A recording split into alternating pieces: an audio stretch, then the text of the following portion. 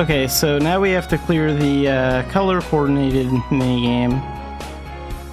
Color coordinator minigame.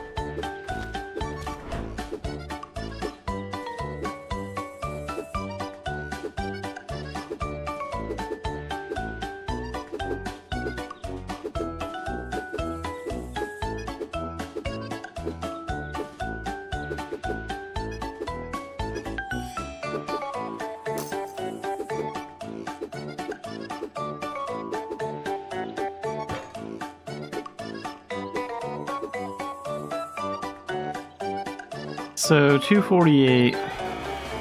It's not too bad.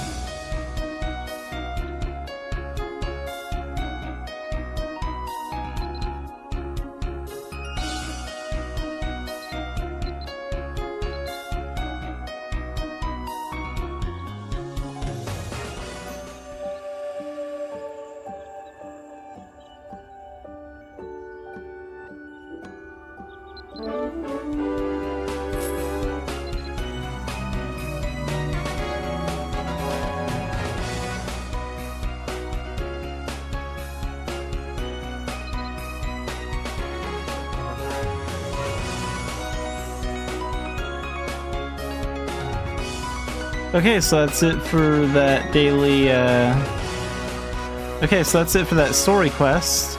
But now we have this daily quest, Strengthening Bonds.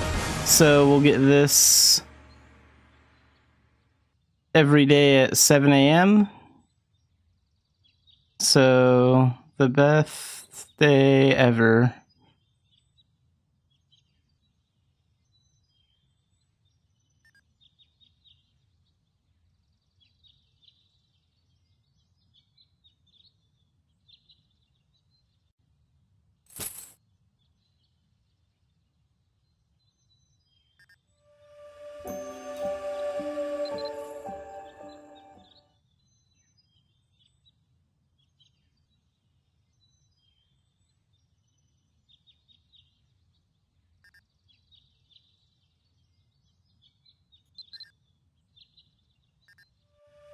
I don't think there's anything else I can do on this today.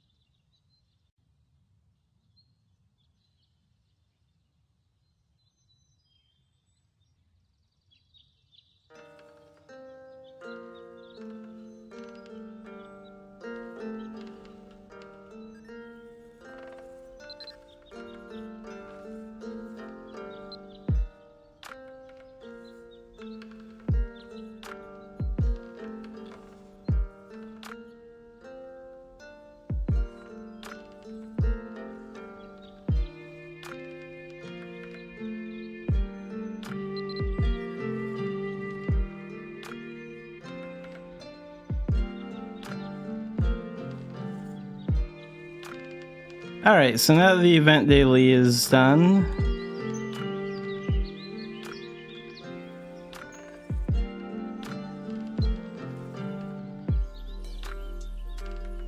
Now that the event daily is done, we're gonna do some other things. So, where are daily shy missions today? File for Tailton 1. And their method. Okay.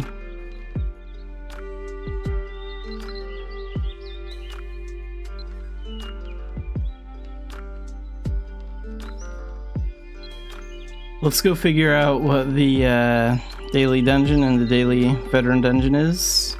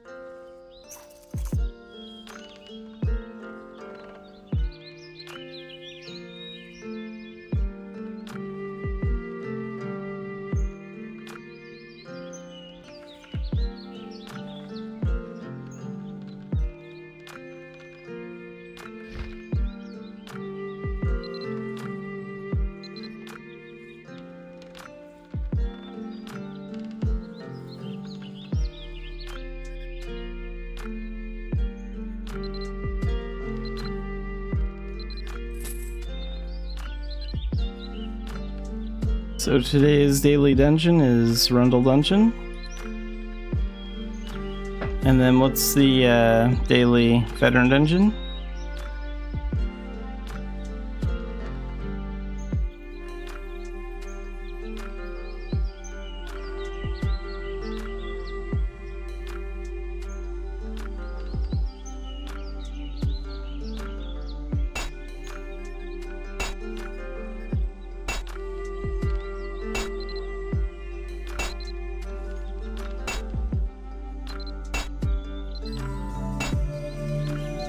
So I'll be veteran dungeon.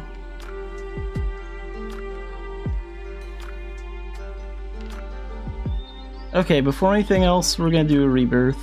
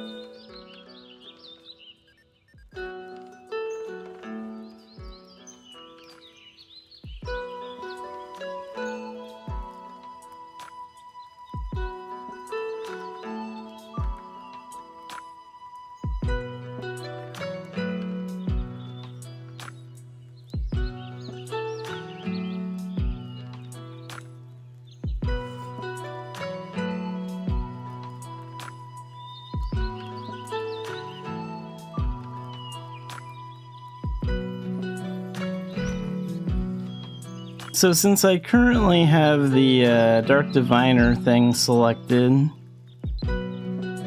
let's go ahead and do the daily dungeon and shadow missions first. We'll do the veteran dungeon like last.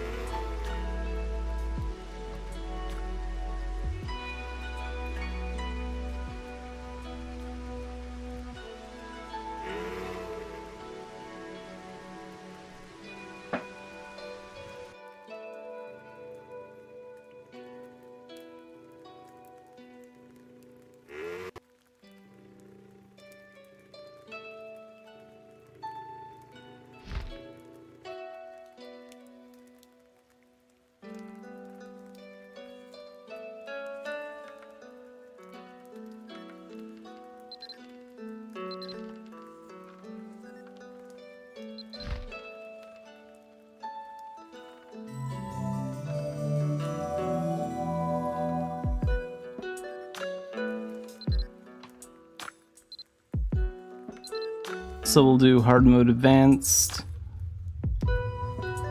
and use dual guns.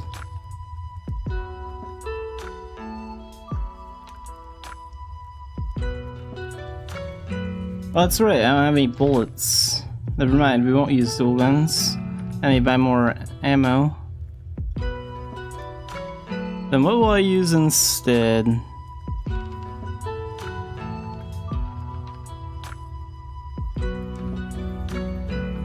I guess we'll just spam thunder. Why not?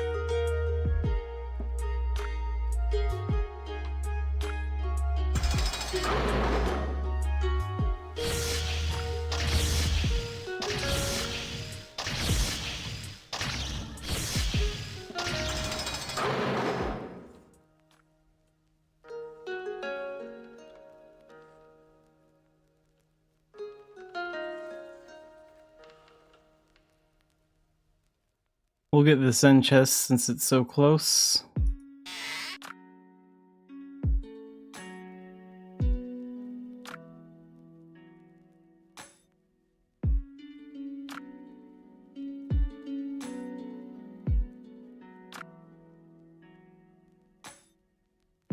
Wait, that way leads to a dead end, so we have to go there because there's a key in that room.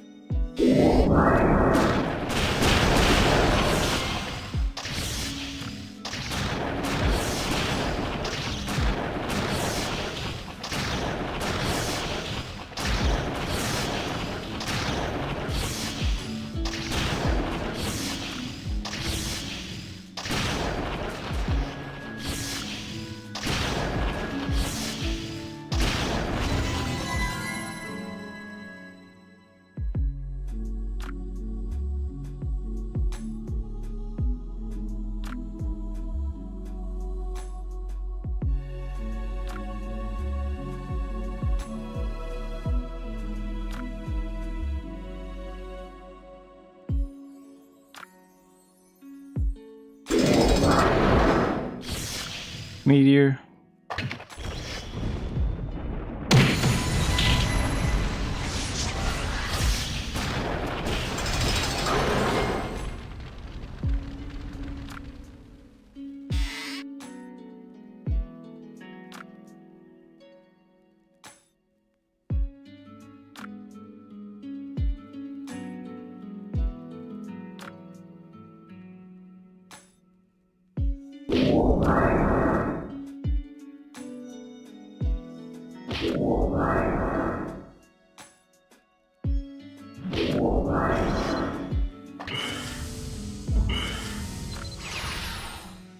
Meteor again.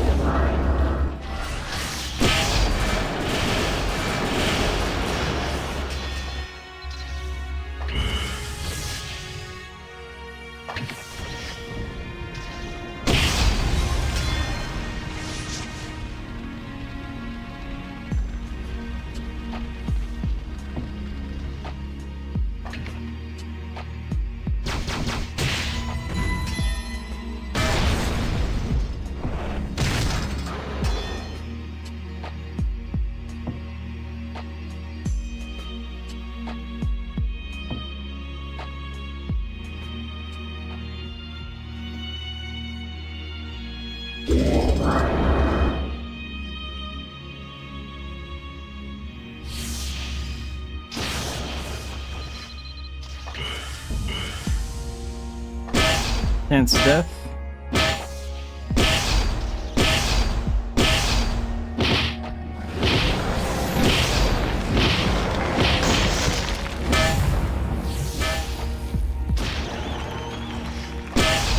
Chance of death again.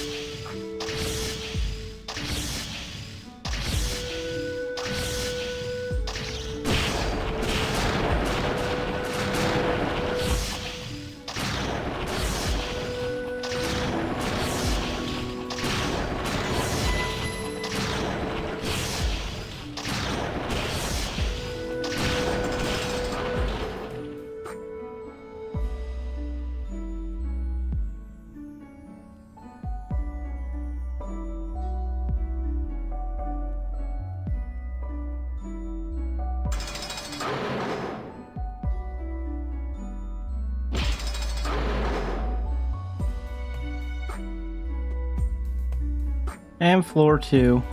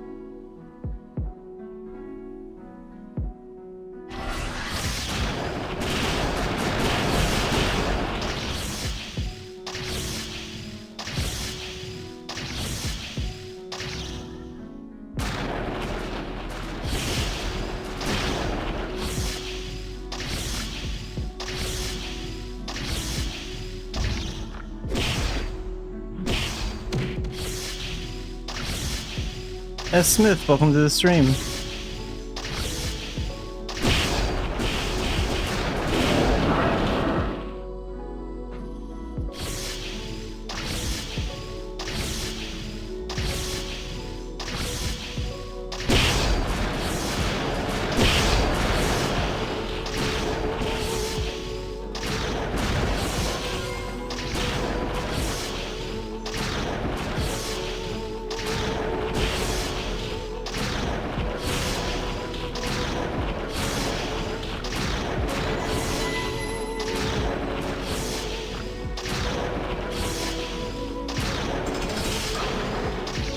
So that next room over there is an herb room. I don't really need anything from there.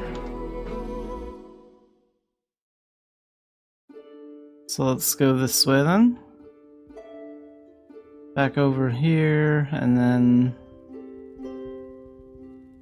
follow this path.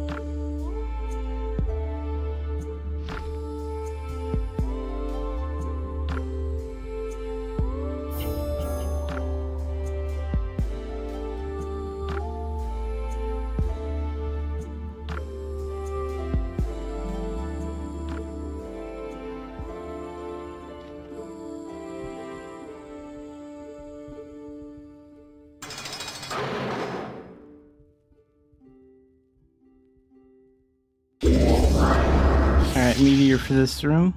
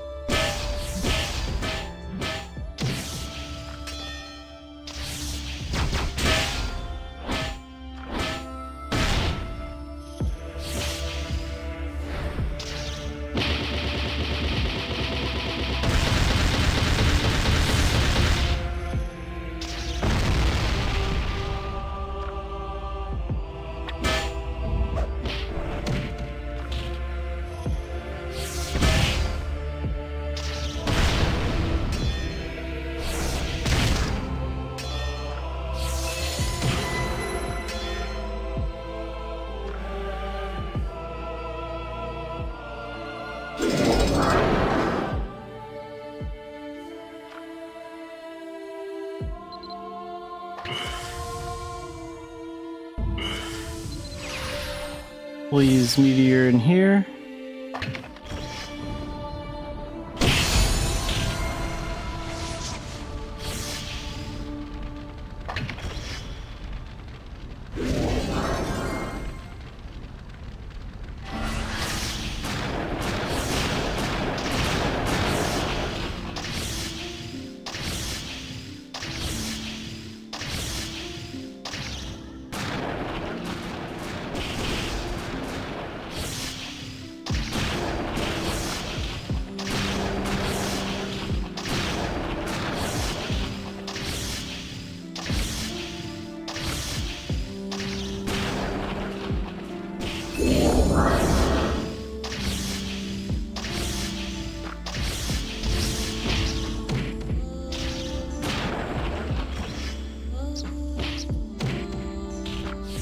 Let's do this.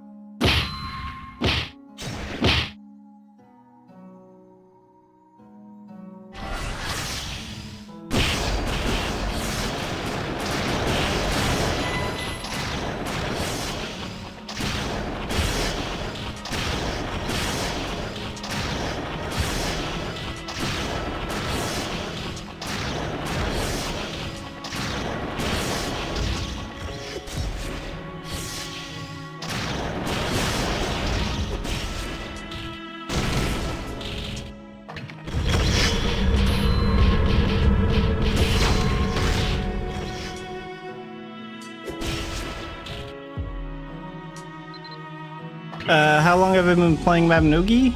I've been playing Mabinogi for about 15, 16 years. So the NA version of the game is about 16 years old right now. It's going to be 17 years old early next year. And I joined about a year after it came out in the NA.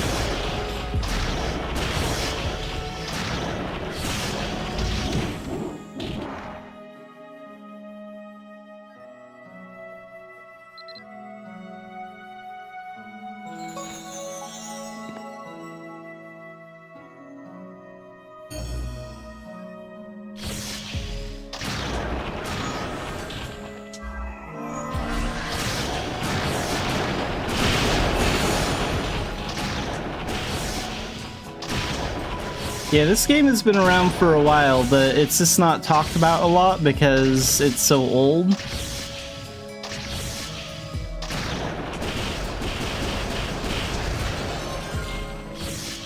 In some ways, it is a little bit like FF14. I didn't really play a whole lot of FF14, like I think the max level I got to was like maybe 30. So like, I'm not familiar with all of the features in FF14, but yeah, the two games have some similarities.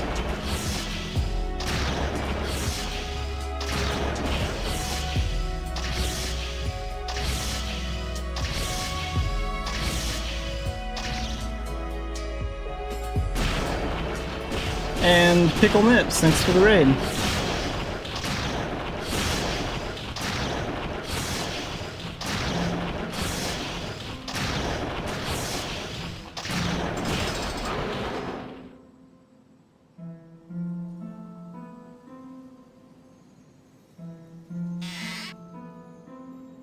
And this game has been around since 2003 in Korea, so it's a little over 20 years old over there. So like the reason you don't really see the game being advertised that much is because it's like, it's a little old, it's a little outdated, and like it's running on like an outdated engine that was developed in the late 90s. But luckily, Korea is finally taking steps to upgrade our engine to Unreal Engine, so that means better graphics and a lot of the bugs will be ironed out. So we're hoping that will be out in a couple of years, maybe 2026.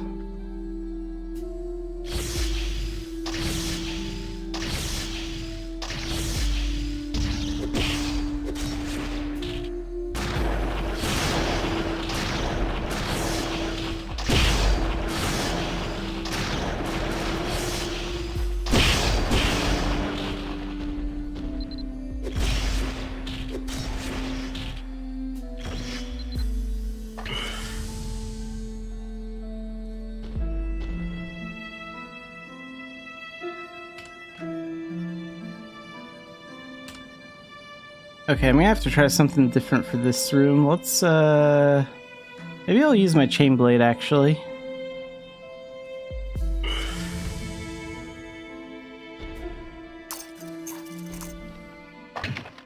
Let's do that real quick.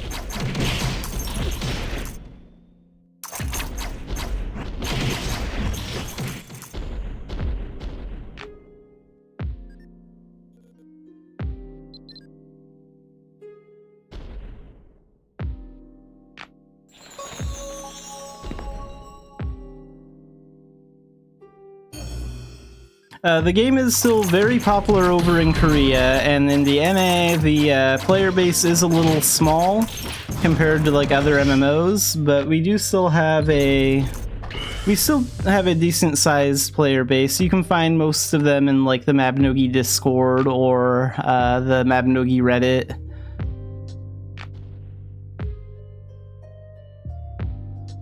And over the past 3 years, the game has really been improving a lot. So like, we have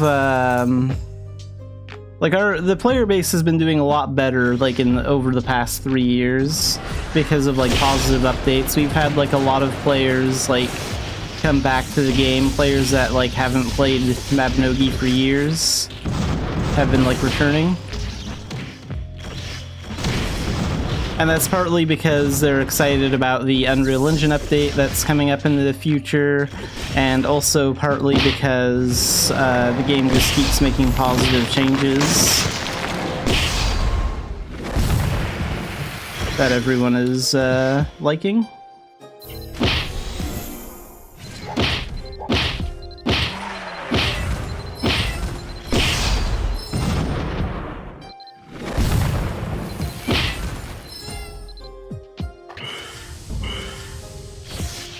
Finally, I have a meteor. Now we can deal with these guys. There we go.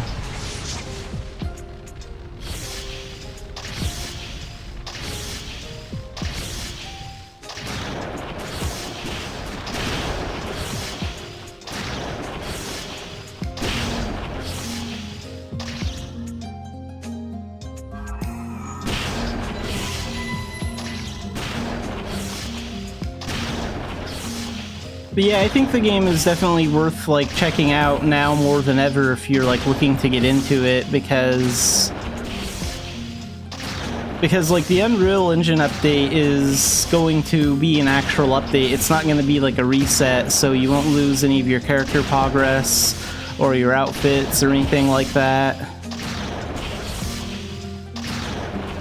And a lot of players like the freedom that you have in Mabinogi. Like, you really have the freedom to play the game any way you want to. I think that's the biggest difference between Mabinogi and FF14 is that, like, in FF14 you can only play like one job or one class at a time, but in Mabinogi we call our jobs or classes talents, and you can fight any way you want to, and you can like change your fighting style, like even in mid-combat here. So like, I'm using magic skills right now, but if I wanted to, I could just switch to using like the brawler talent, because the knuckles that I have equipped functions both as a staff and a pair of knuckles for fighter.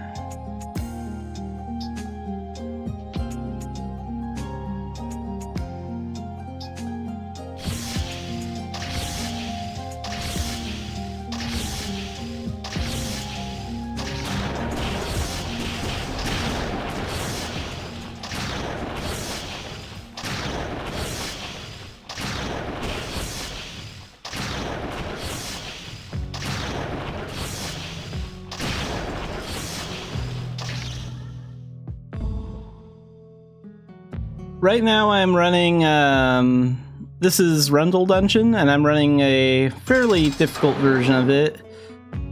And I'm doing it for one of my daily quests. So there's like a daily where it'll give you like a random dungeon to clear. And it doesn't actually matter that much like what difficulty you clear it on for like the daily quest, but I am running it on this difficulty because there is some material I want from the end chest in this one.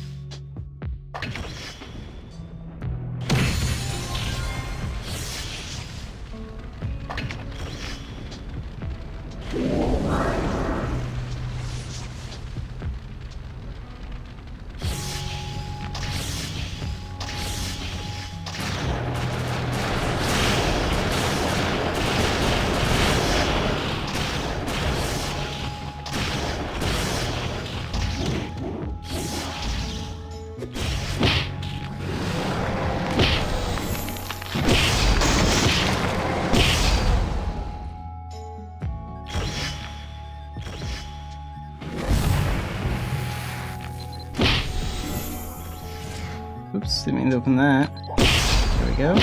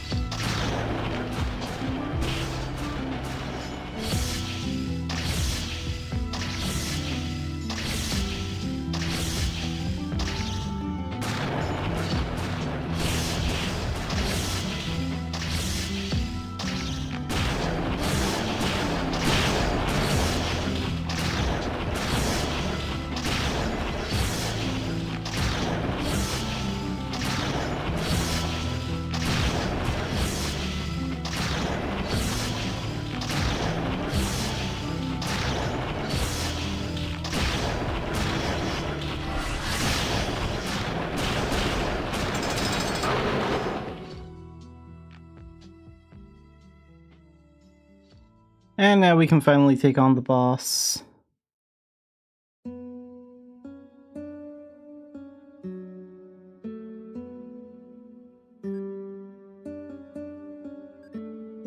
Okay, so the boss is just the Cyclops. It's not gonna be a challenge. Gonna get him with Meteor first. That's already like half his health.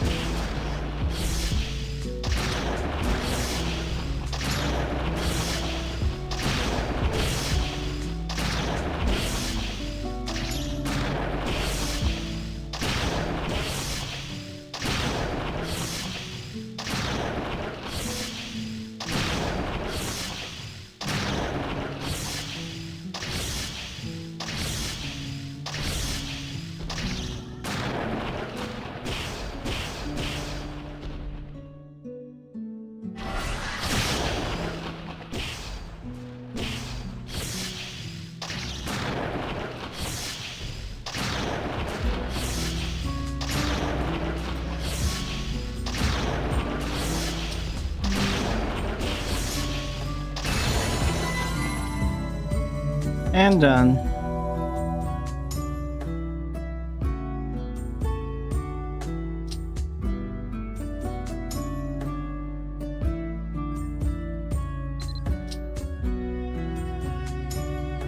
Enchant scroll, spirit gems, reforging tools, another enchant scroll, and this is what I came here for specifically, is the smoldering thread, so I'll pick that up.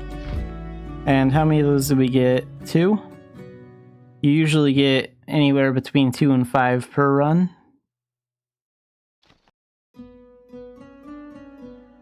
On this mode. So the daily dungeon is cleared.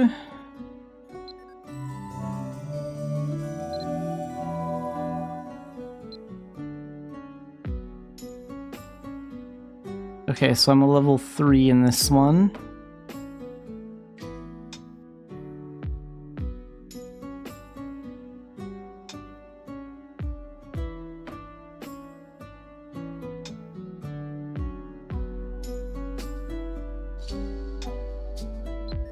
So let's go do the daily shadow missions next.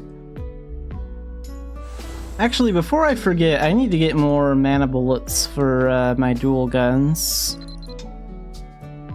So I think I can craft those at the nature reserve. So I'm gonna make some more of those.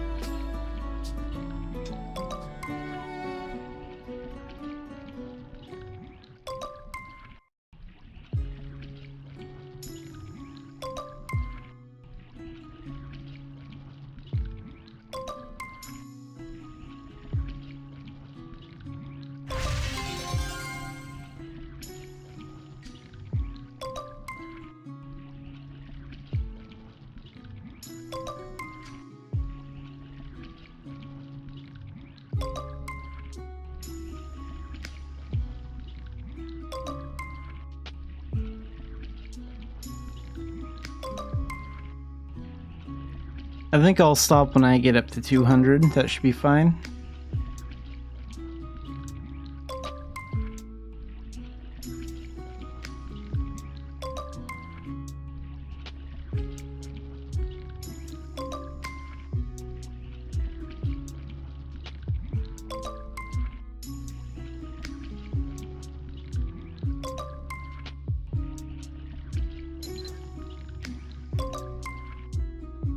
Okay, that'll do for now.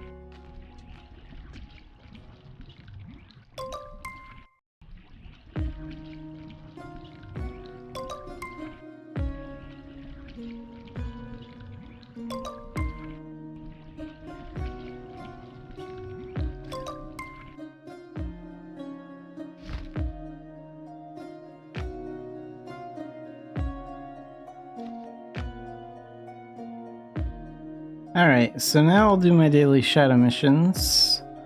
And the one in Tailton was Battle for Tailton 1, and then it was, what, their method for Tara? Let's do Battle for Tailton 1 first, since I already have my Knuckles equipped. And then we'll do their method after.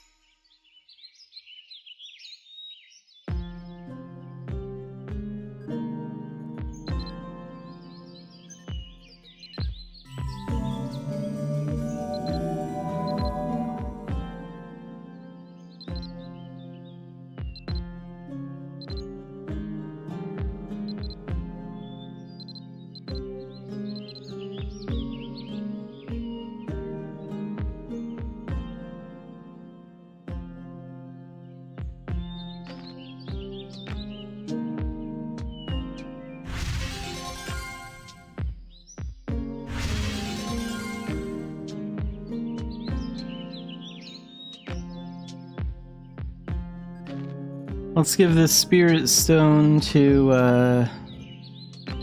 my Arcana weapon.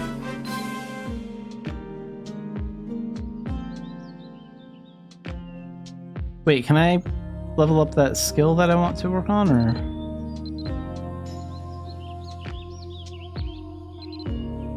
Let's take a look at where we're at with that.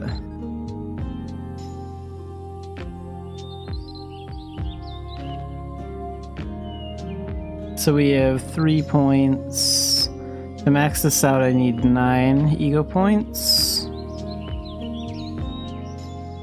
Yeah, so we'll have to wait a little bit longer.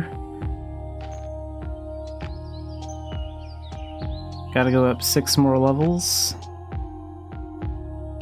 Actually 5 more levels, because at level 40 I'll get like a quest for my spirit weapon that'll let me get 1 EP.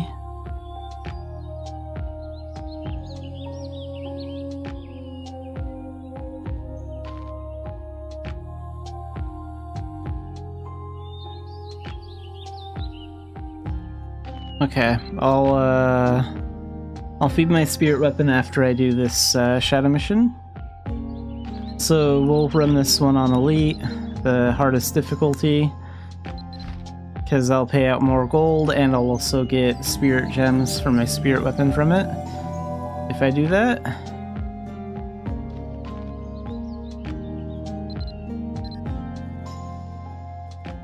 So Battle for Tailton 1 on Elite.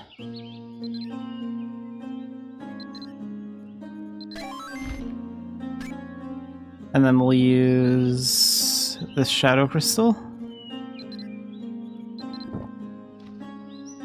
How much do those XP fruits increase my Arcana? I was level 3 before. Okay, we're still level 3.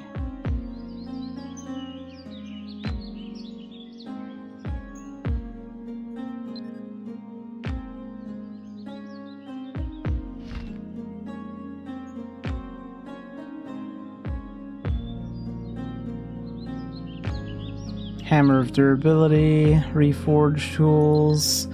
When do those expire? A day? So I gotta use those up like today or tomorrow then. A Rebirth Pot. And then,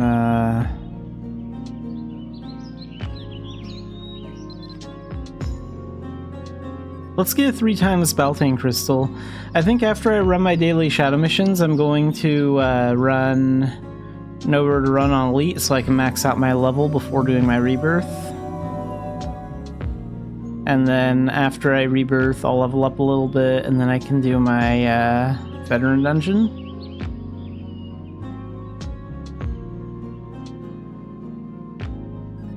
And also, let's use this too.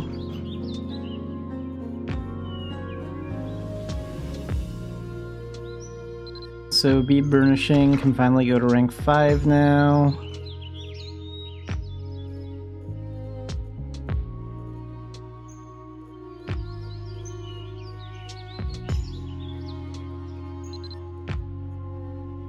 Four MP, 3 luck.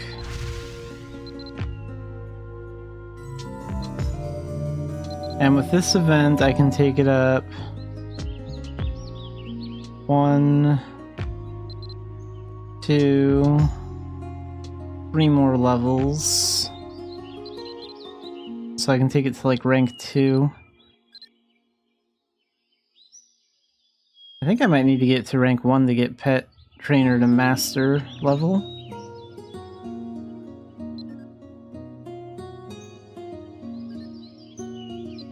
Anyway, Battle for Tailton 1.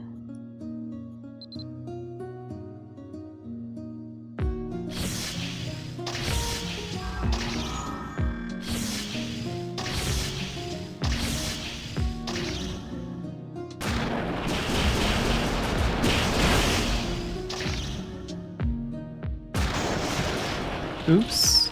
Didn't think an ice mine would be that close.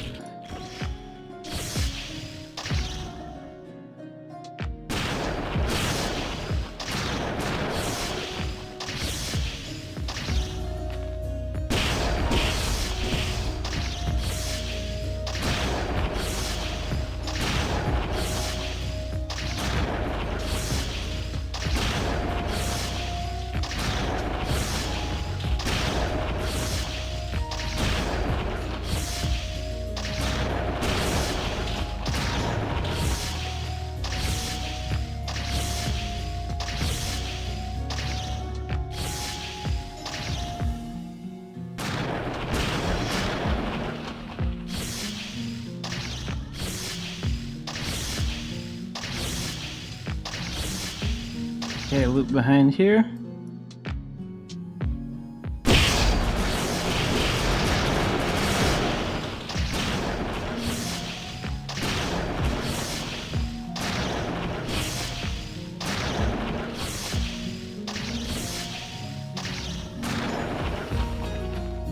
And there's another group right over here.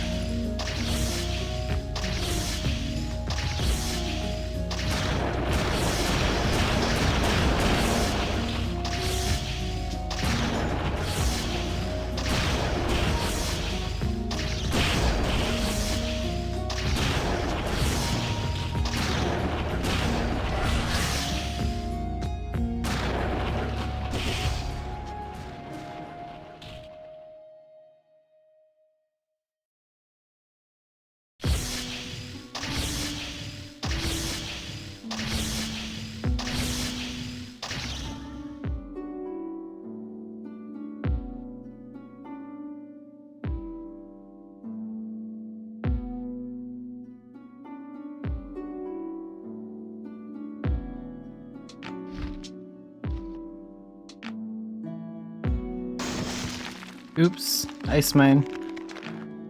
Was it really annoying?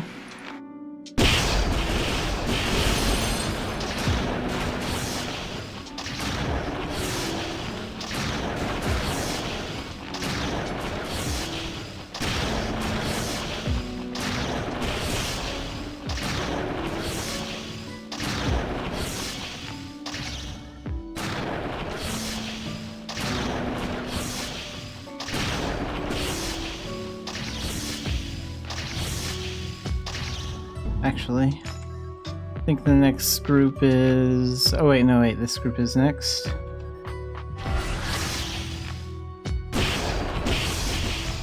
It's the group after this.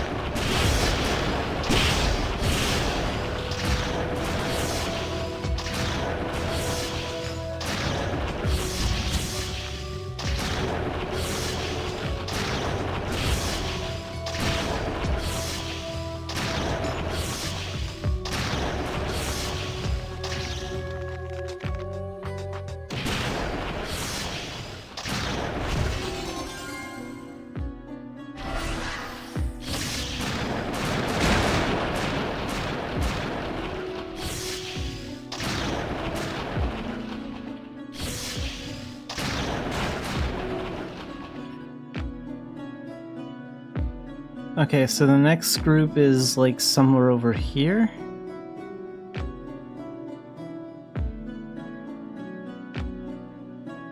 Yeah, right down here.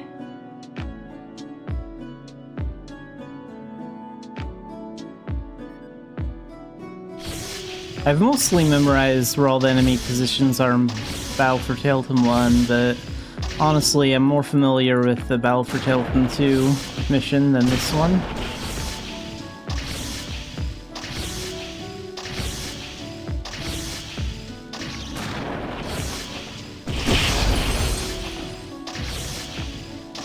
And then there's another group right up there, which I'll get to as soon as the doll bag collects the gold. Go on. There you go.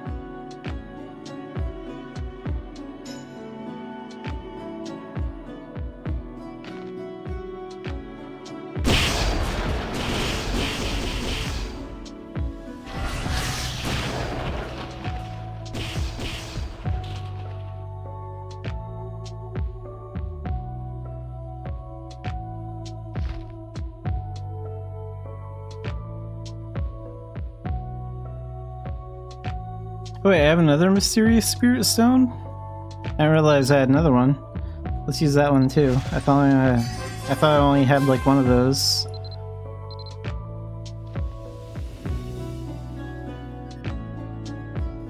Wait, does that mean I get... Yeah, the 7th calling, so... Defeat 15 Baltane mission monsters using Arcana Knight.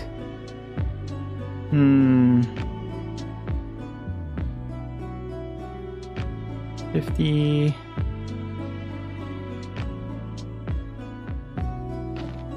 I guess I could do that later. I'm not gonna switch to Elemental Knight because my goal is to level Dark Diviner, but that's easy enough. I can do like one Nowhere to Run like at some point this week and finish that in no time.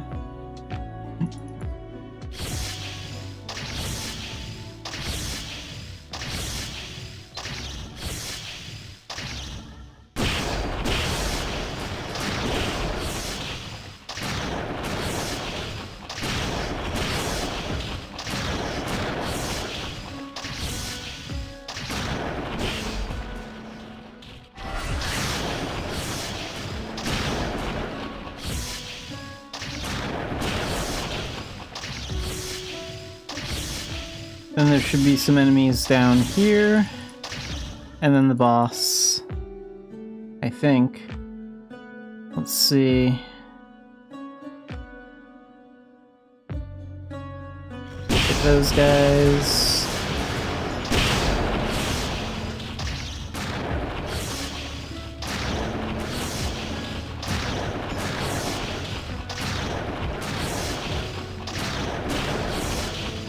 Yeah, time for the boss, and we'll just finish him off with Meteor.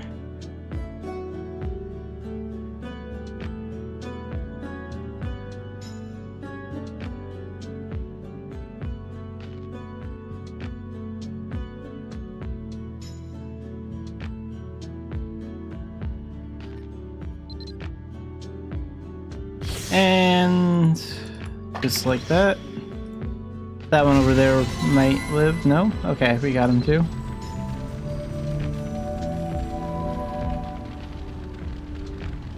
And let's see what we have in here. Elite Pass for Tailton Defensive Battle. Sure, I'll hang on to that. And Spirit Gems and Reforged Tools, and that's about it. So the Spirit Gems can be used to level up my Spirit Weapon. So we're gonna try and do that.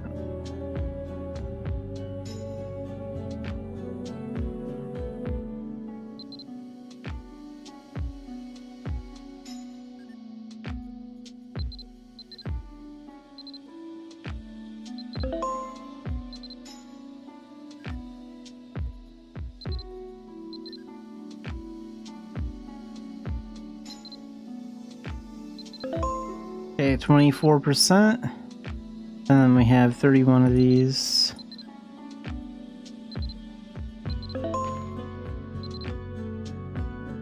And one of those.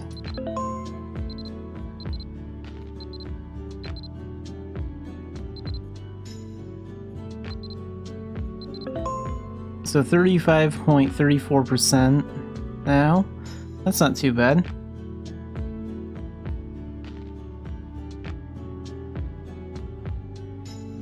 So I can get 2 EP if I get to the level 43, and then I can get 1 from that quest as well, so that'll put me at 9, which is what I need to level up this skill.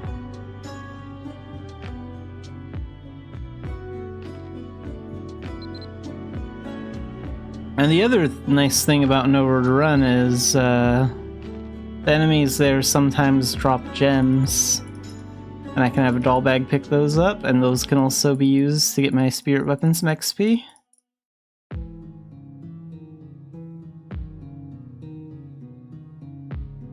How much summon time does this doll bag have left? 3 minutes, so we're gonna go ahead and cancel that. That's not gonna last for the mission. Nowhere to Run is like a half hour. So I'll summon the Brielle doll bag instead. And then the bunny doll bag is the one that picks up gems, so I want that one as well.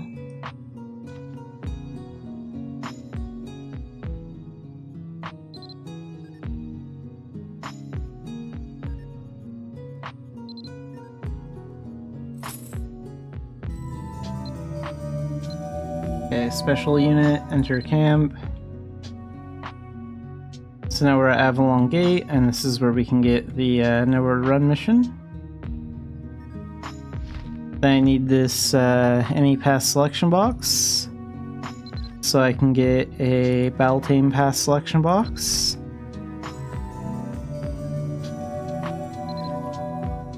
And then we can select the nowhere to run pass, so we can run it on Elite.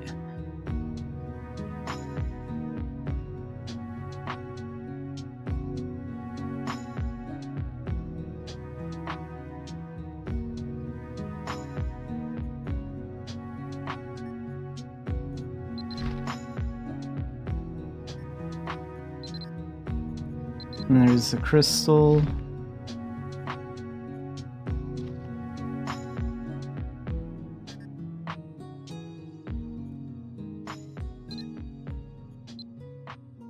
So now Dark Diviner is up to level 4. I need to get to level 10. So hopefully we can get it up 1 or 2 levels from this mission. Beltane mission, nowhere to run. Elite.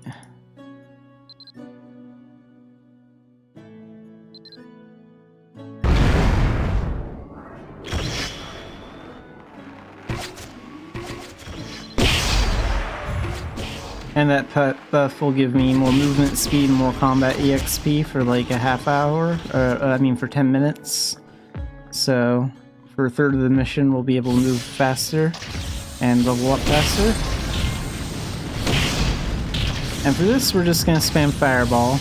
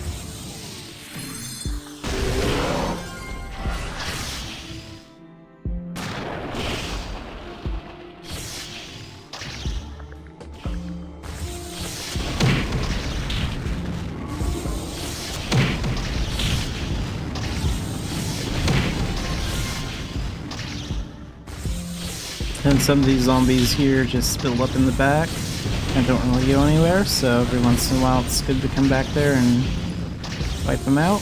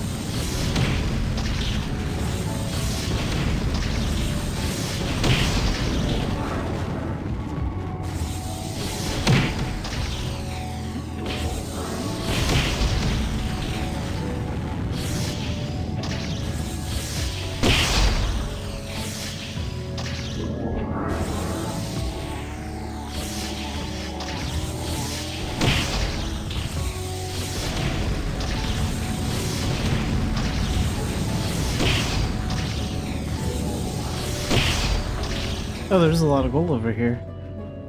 Let's stand here for a second. There we go.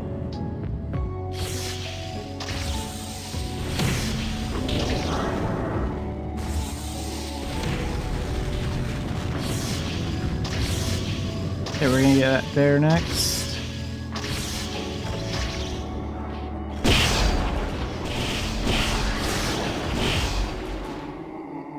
Done.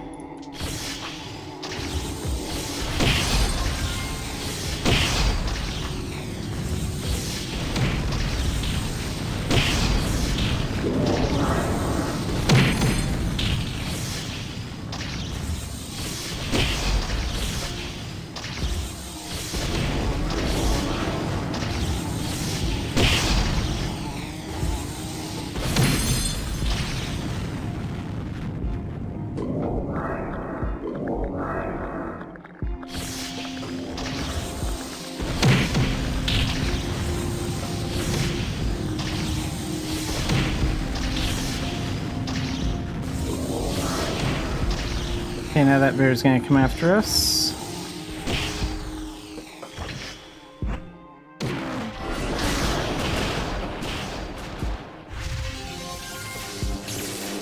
Oh, we got him? Okay.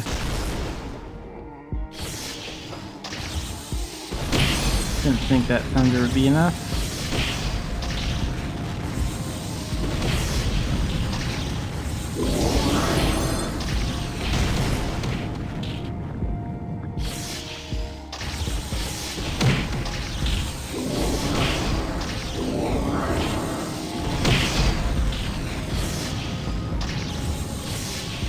Another bear. Wow. They're really coming in fast right now.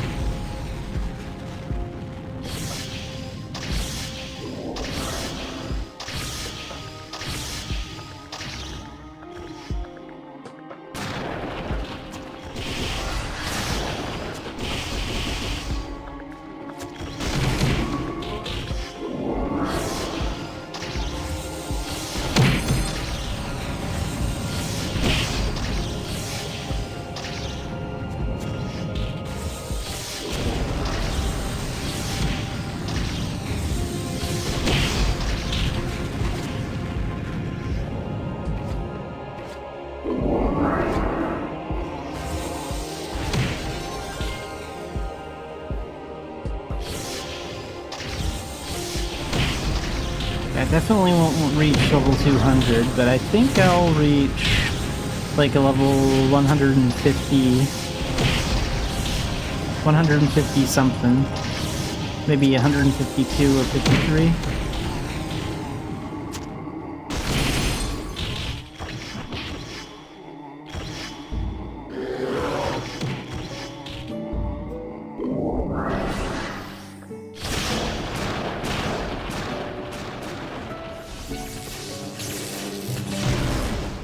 Got him.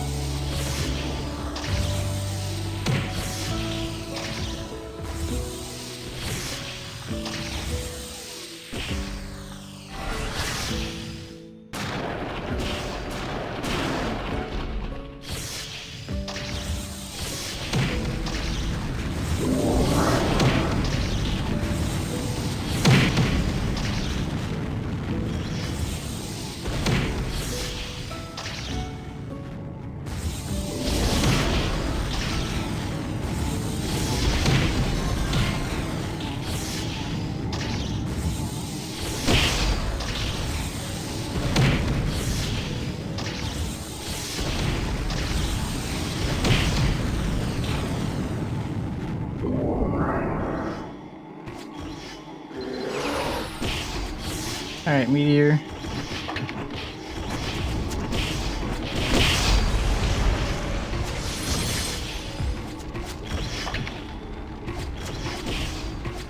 And Meteor again.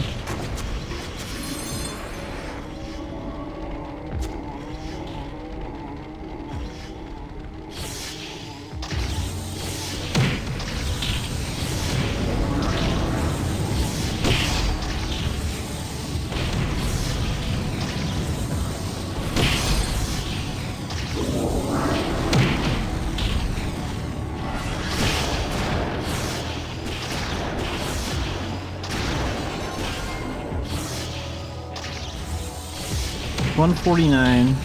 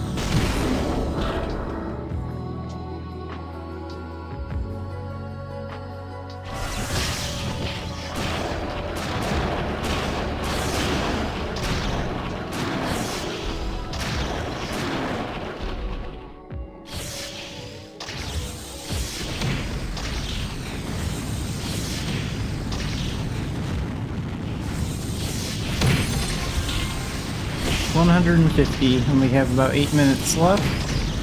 So yeah, I'll probably get anywhere between 150 and 153. 5 times is over, maybe 155.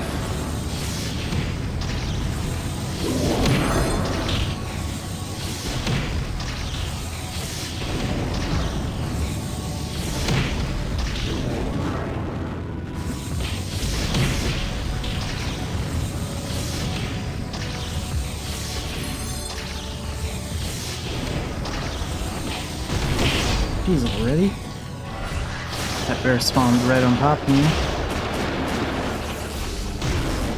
There we go.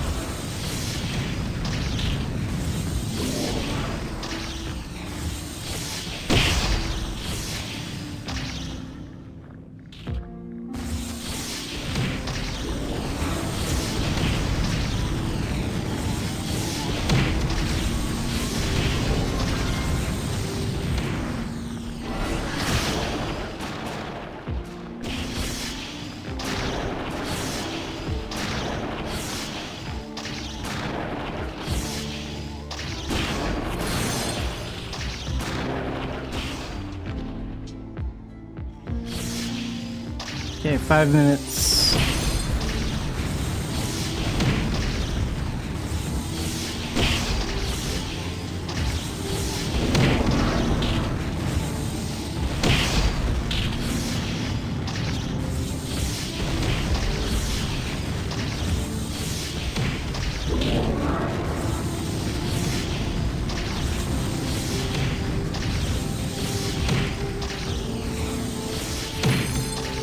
Okay,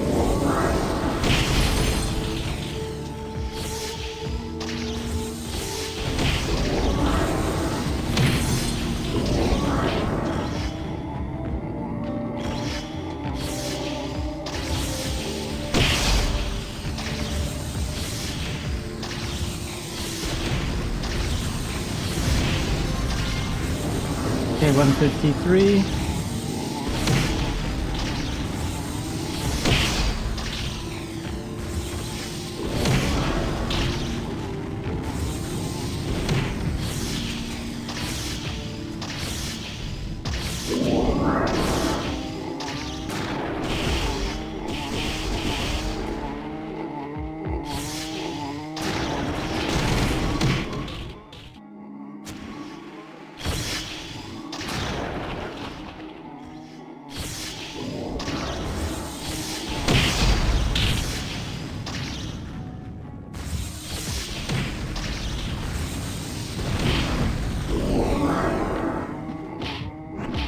Come on.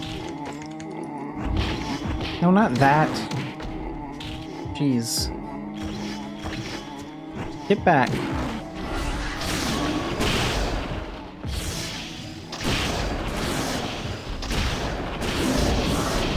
Oh yeah, thanks for spawning that zombie right on top of me. That's really great. I'm only trying to deal with the bear. Okay, get him out of here. There we go.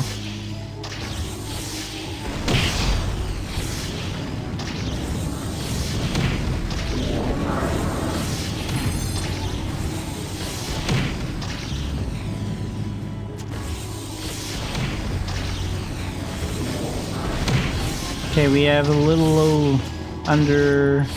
We have a little over 2 minutes, so 2.5 minutes, basically. I don't know if that's going to be enough to go up a level or not. So we're definitely not going to get anywhere higher than 155.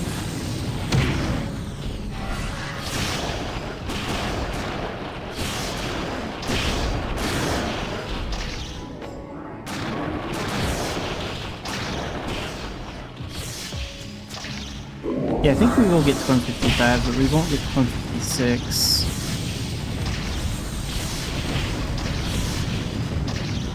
I don't think there's enough time for that. 2 minutes.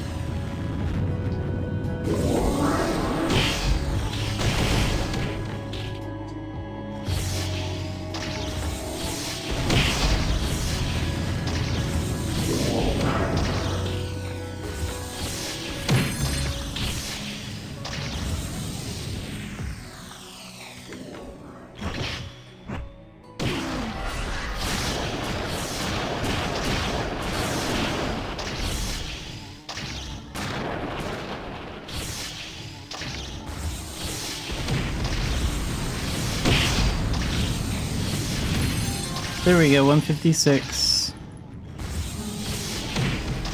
And we're basically done with the mission at this point.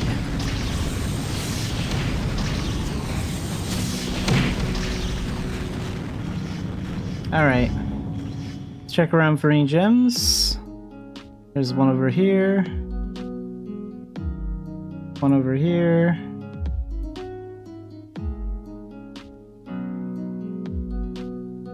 one up here. 2 over here.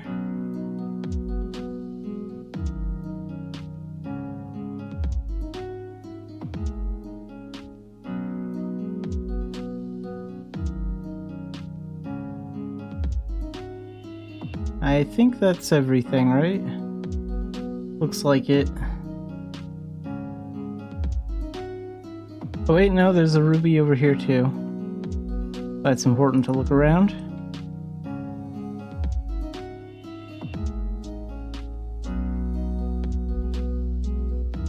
Ball bags are good, but sometimes they miss some basic stuff.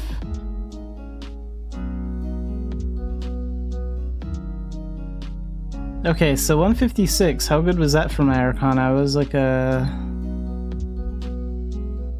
level 3, almost level 4 when I went in. And now we're more than halfway done with level 5. Yeah, so that's good. That's good progress.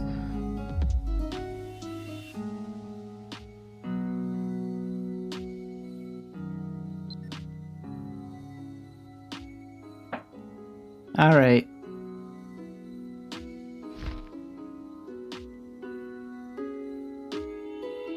So next I'm going to feed my spirit weapon again.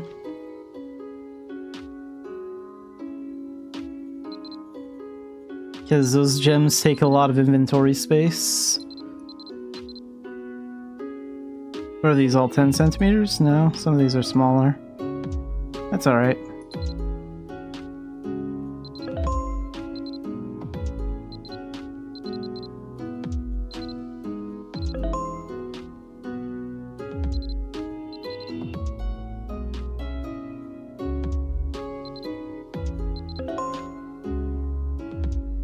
$53.90%.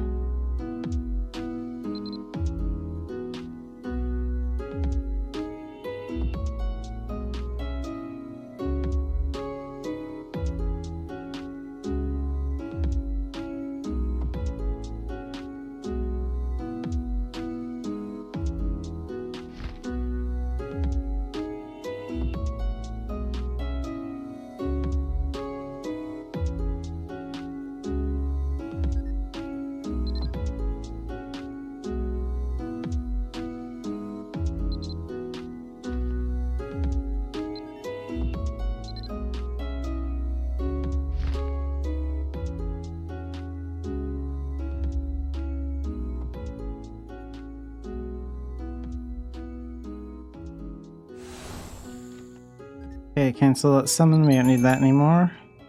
Open the bag, and then we can cancel that summon too. Let's throw some stuff out real quick. So that pass can go up here, and then I don't want any of this.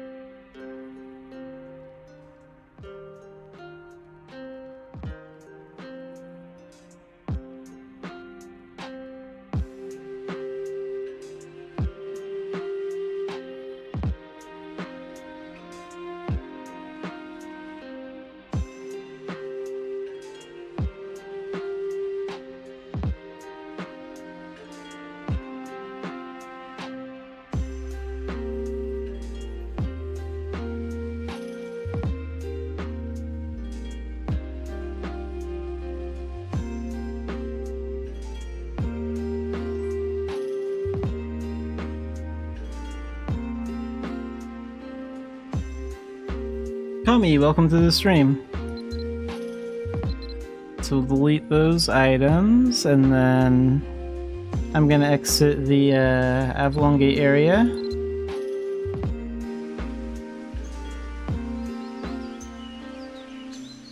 Alright, let's do another rebirth.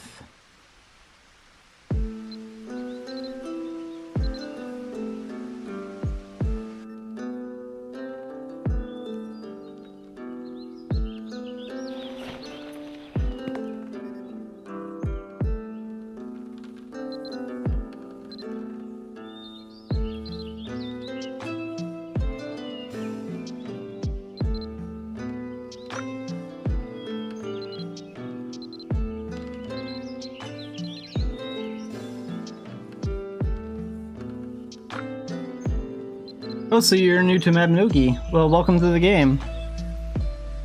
It's a nice little MMO.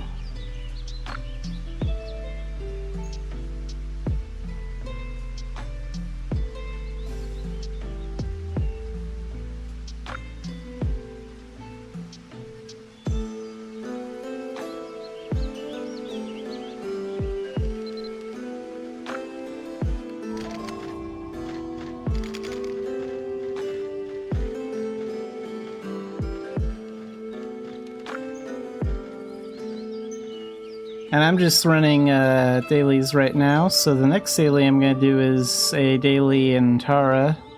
I have a mission to do. So for their method, I need to use like physical attacks. Ranged magic attacks don't really work too well against most zombies.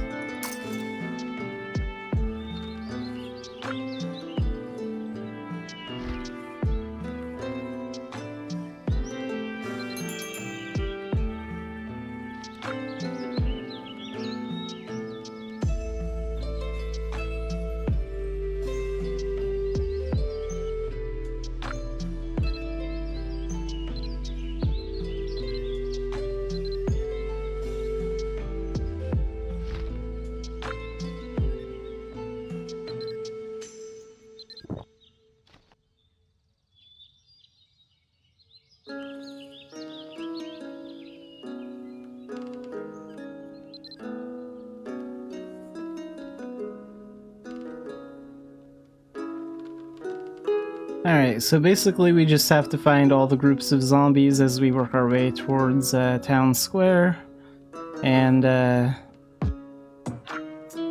take care of them. So let's see, are there any zombies over here? Their locations are a little bit different each time you enter the mission.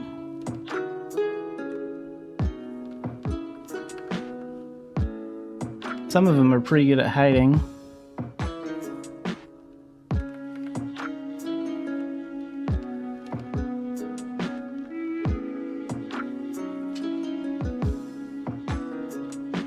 No groups of zombies yet.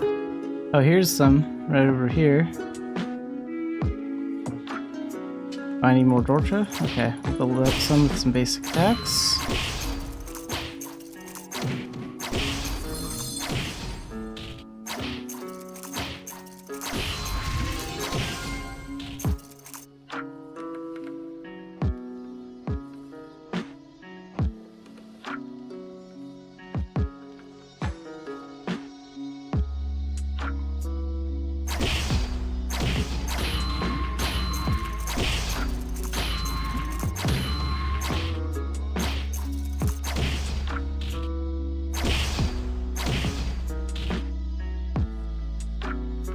The talent I'm using right now is Chain Slasher. Like, it uses up Dorcha. You can have like 15 at a time. I need like that to use some of my special moves. So like this one, for example, will use up like 2.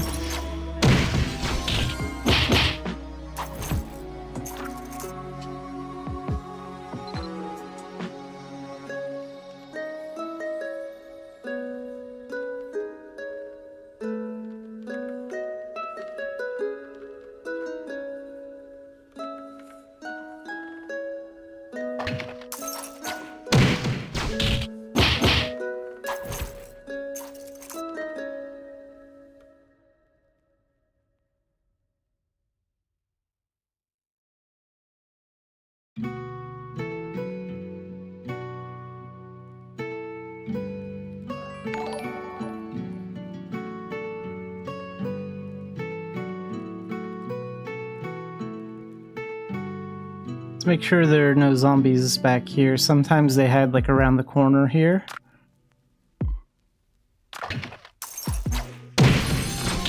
There we go. Another way I can get Dorcha if I need to is I do have this skill called Dorcha Conversion. This will give me up to 6, but it costs half my HP. So I'll use that and then I'll be back to 15. That's like a fast way to like get some back.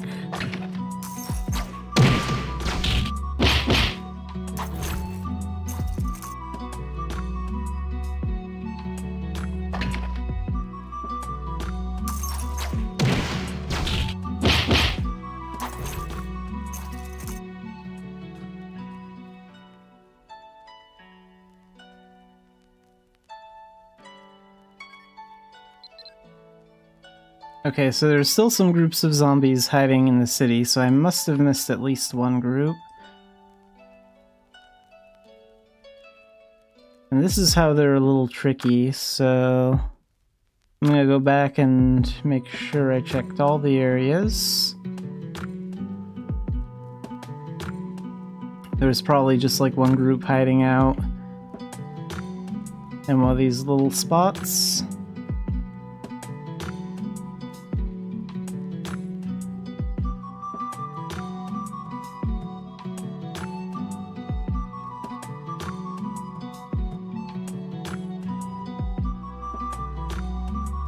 Yeah, there was one group like right here.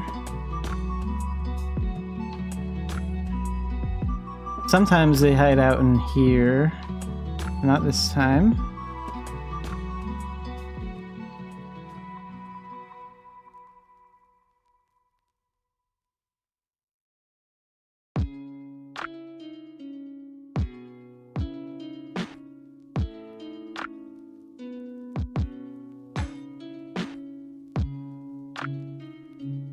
So, two ways I can find out where, like, the enemies are on the map. Like, they don't really show up on the map usually. So there are two ways I can make them appear. I could equip a support puppet. This is one that new players get fairly early on. You can, like, equip this over here, and then activate the abilities. And then it'll tell you, like, where the enemy locations are. If any little red dots appear, then those will be enemies. And the other way is like a skill called Awakening the Light. That's a transformation that you get later in the game. And that will also like reveal enemy locations.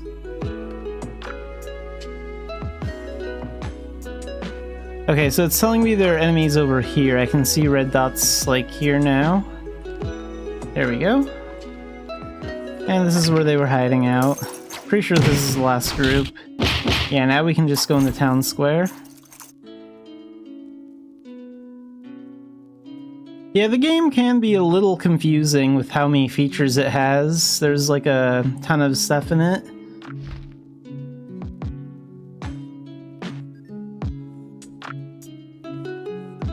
But basically, support puppets are good at, like, revealing, like, hidden things to you.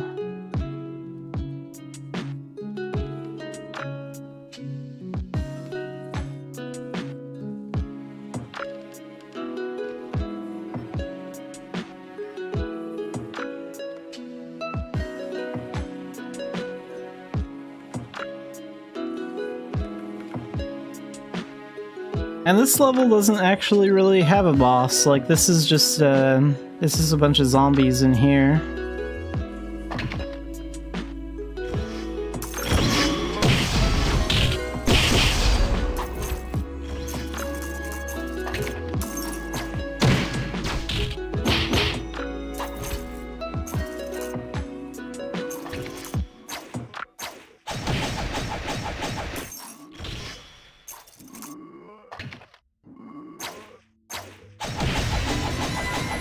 And we're all done with that.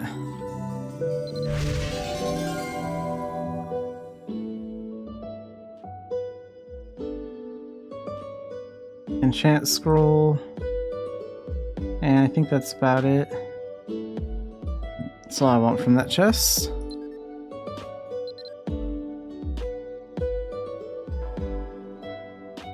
So that was basically a shadow mission. There are like shadow missions in 2 locations. You can like find them at the shadow mission bulletin board here in Tara. And you can also find shadow missions in Tailton near the, there's another shadow bulletin board near the Druid's House Moongate. And then we also have like normal dungeons as well. So shadow missions are basically like dungeons.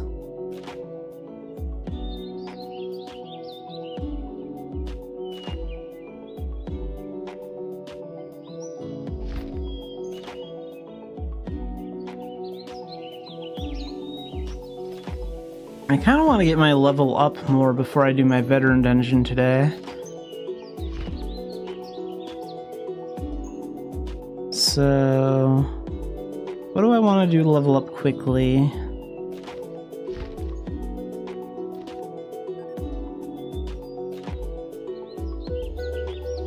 I guess I could do some commerce to level up quickly. That'd be a good way to make gold and level up like really fast.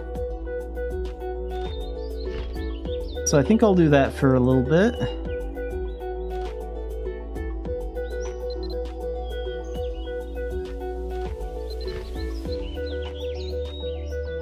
And maybe I'll trade from Tara.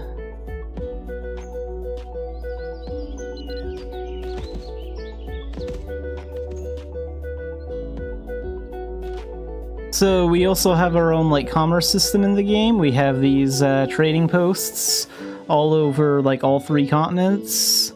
So there are trading posts in Ulad here, that's the human continent. And then we also have like one in Belvast. And then there's a few trading posts scattered throughout Idia.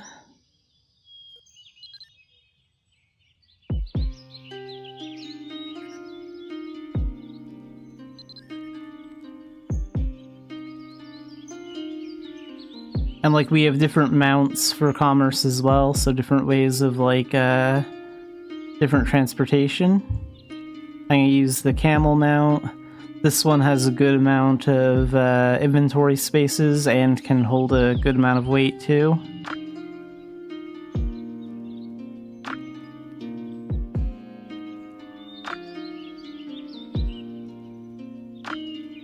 So it looks like I want to sell this stuff. If I'm going to sell this stuff here in Ulad, then I should sell it at Bangor, I think, for 936. That's where it's going for the most right now over here. I could get more for it if I took it to Belvast or Idia, but that does take a little while. So I think I'll sell it here for 936 at Bangor.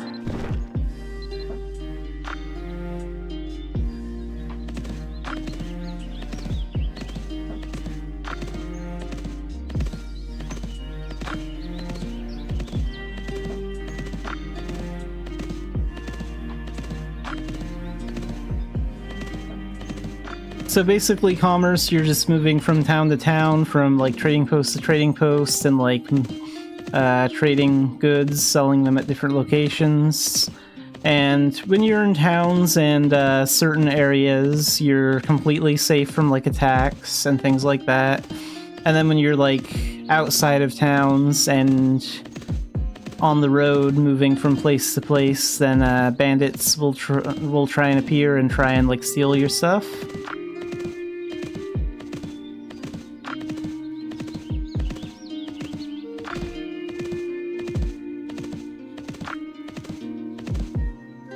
Oh, and I actually need to repair those knuckles, so I better do that really quick too, because they do not have a lot of durability left.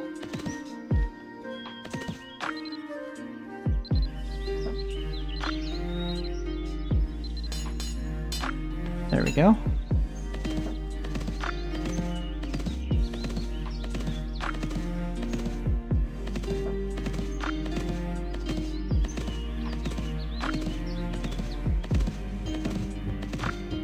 Like, there's a bandit right over there, so if I get too close to him, then a bunch of bandits are gonna spawn and try and steal my stuff.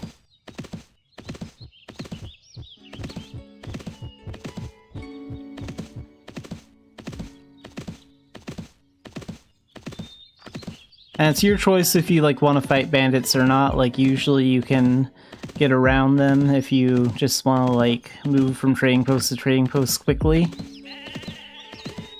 But you can also like fight them.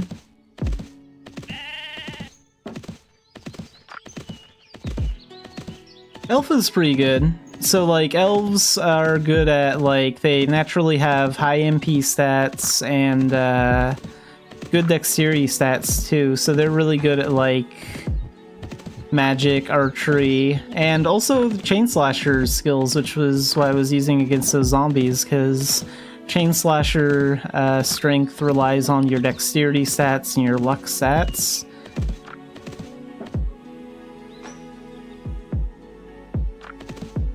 Elves also move like 50% faster than humans too, so they also like run faster.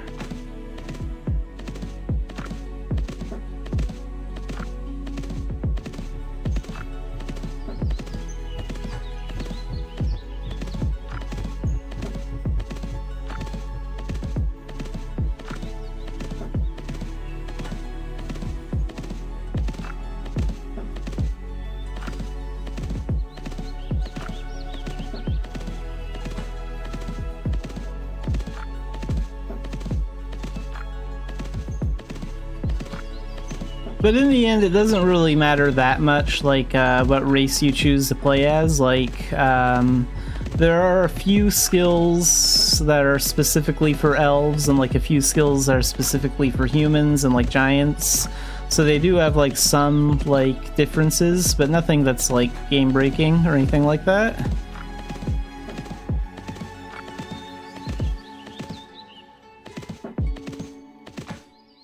Elves also have this down here, so this is like the action called hide. This is very useful. You can find it in your actions by pressing N. That's the hotkey to pull those up. And basically you can make it so you turn invisible, and then like enemies can't see you. So it's a good way to like get around dungeons and stuff and avoid like enemy aggro. And that's like exclusive to elves. There is also like one like crystal deer pet that has like a hide skill that you can use while you're mounted on it. So like other races can do it that way too.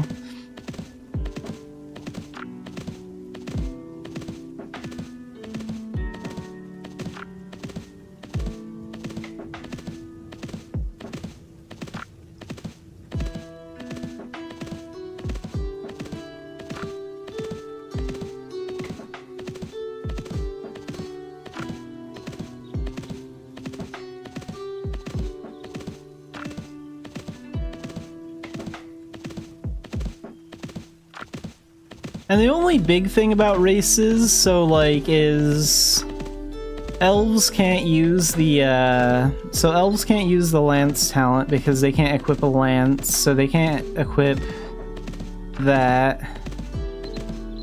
And giants can't use archery, so like giants can't do archery skills and elves can't do lance skills.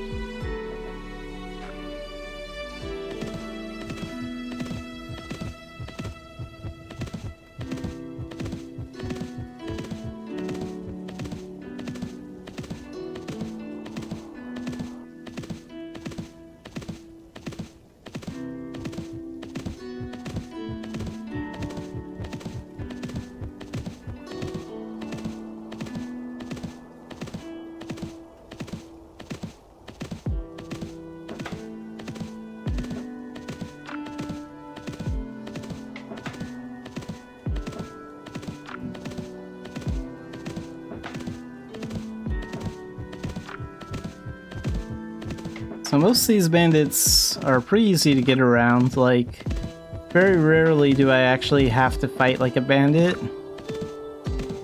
Like, sometimes I don't see them, or sometimes they position themselves in a spot where I can't really avoid them, but most of the time you can just get around them.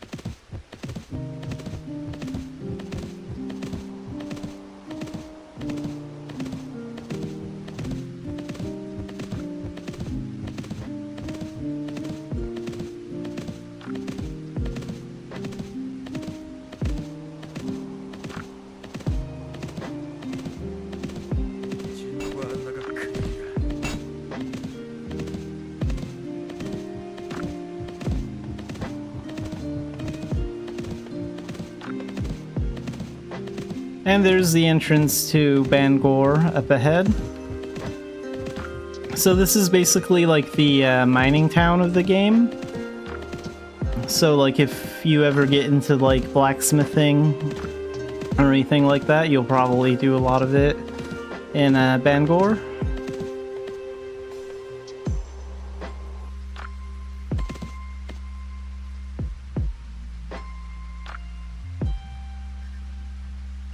And we can sell these goods here at this trading post for 936.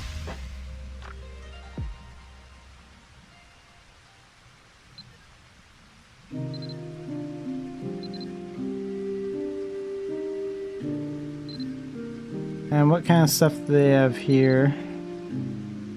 Highlander ore. They don't have any of that lead, which is too bad.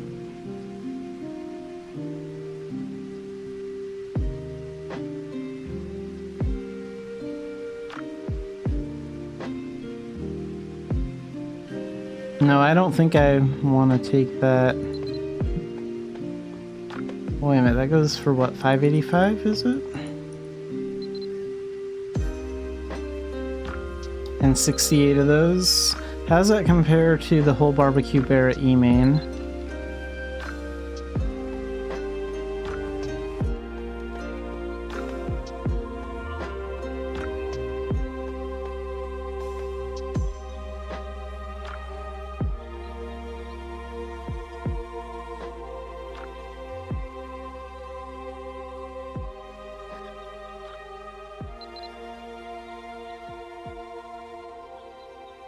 $108 for 506. Yeah, let's take this to Philia. So these goods I will take overseas.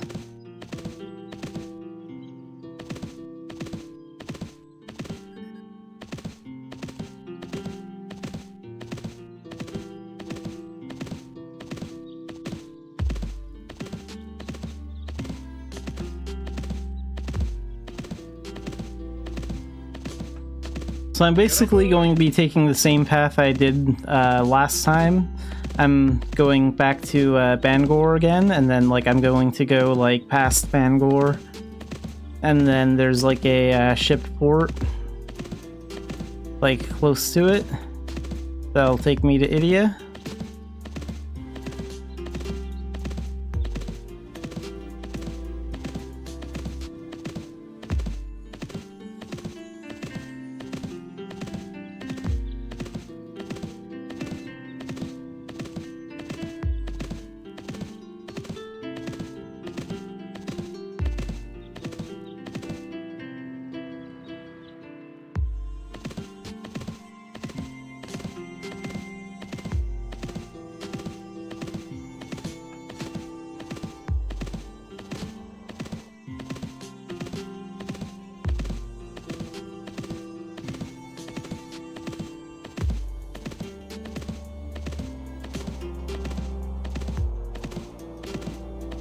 And most players in the game that are just like hanging around to like chat with and stuff are usually in like Tyrconale, like the starting town of the game, or Dumbarton. Like those are generally the two like populated like town areas to like talk to others and stuff.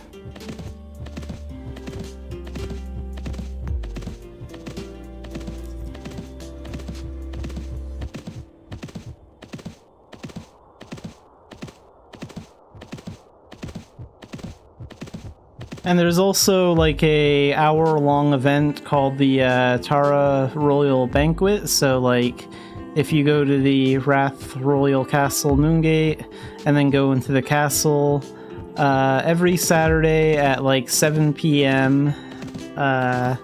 There's like an hour-long event that like players will gather for, and you can also meet like a lot of players there too.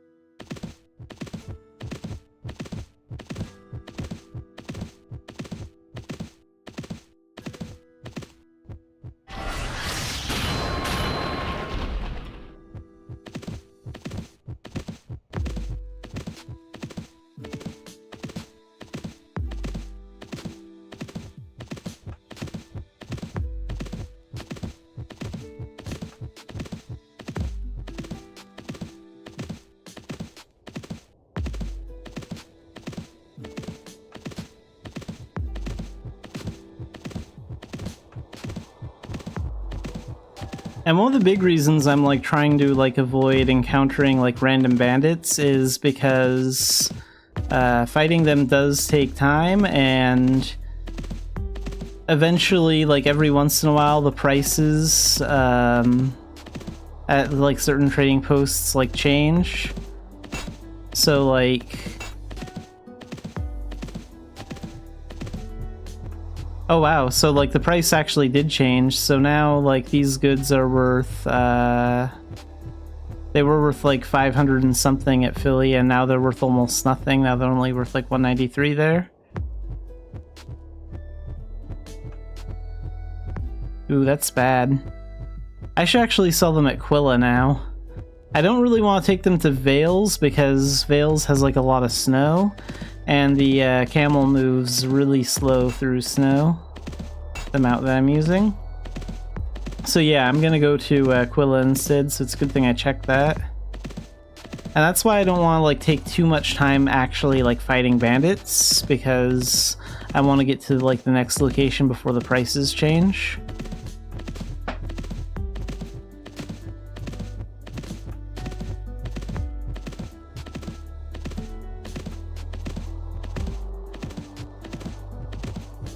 So the fastest way to get to Quilla is to go to Port Cobb, which isn't too far away.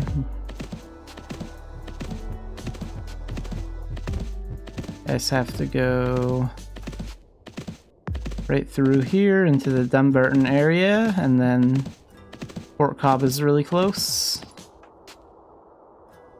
Wait, how much does this go for at Belvast? Because there's also a ship going to Belvast there. 196, so yeah, it's not worth anything there.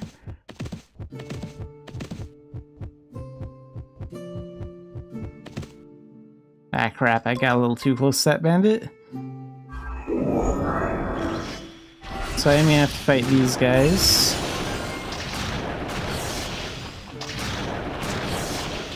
And see, that guy's trying to steal from me right now, but he failed.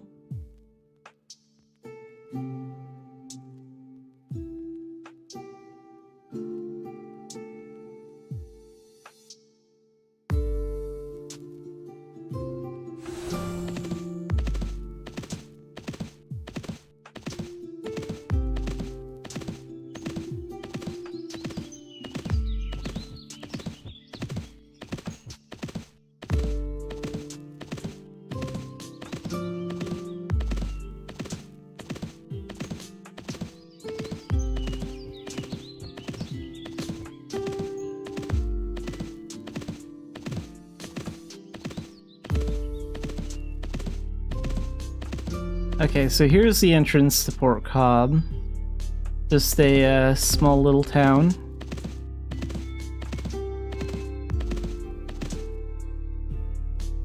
This is also a pretty good spot to like level up your fishing skill too.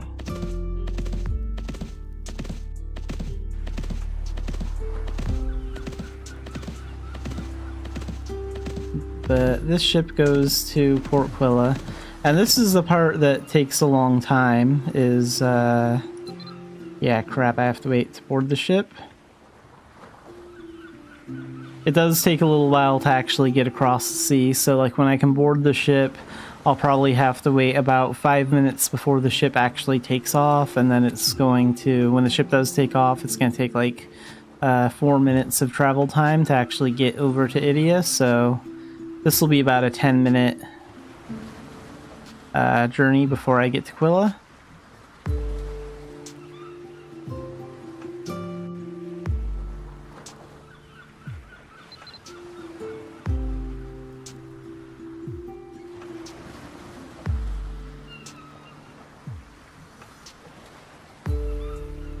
Yeah, it's gonna take me around 10 minutes to get to the next place.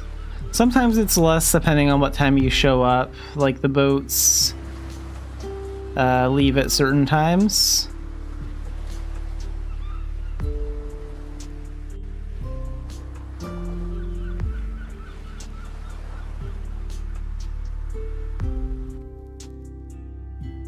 So yeah, I have like 5.5 minutes before it departs and about 4 minutes after that, like on my way there.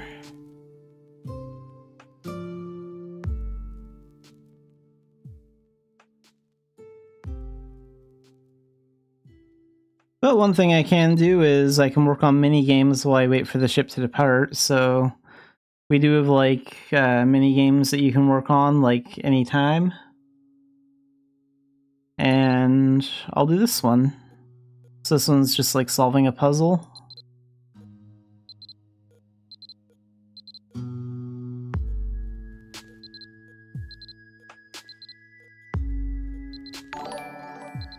Those are in the right spot.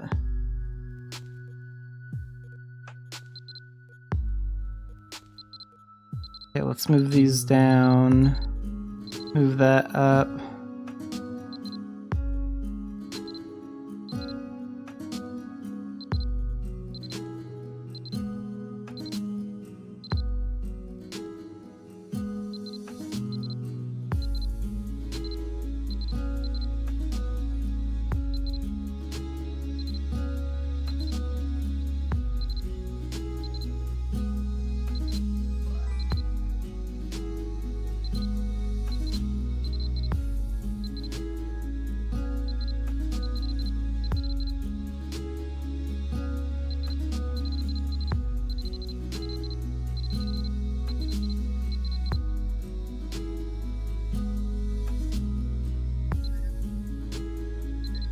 Let's start over on that.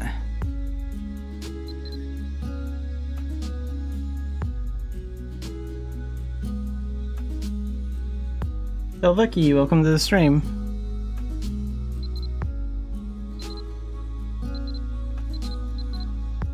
Okay, so that piece is in the right spot. Let's see if I can figure out the rest of this.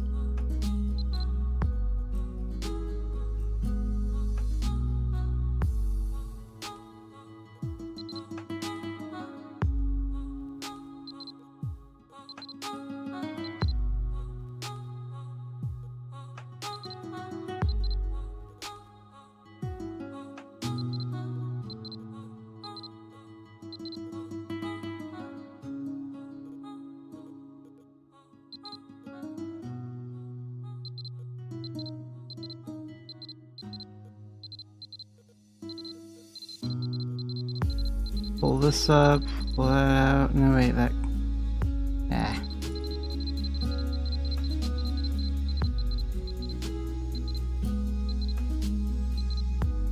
Let's try and get that. Okay, just like that. Pull these over. And like that. There we go. And then.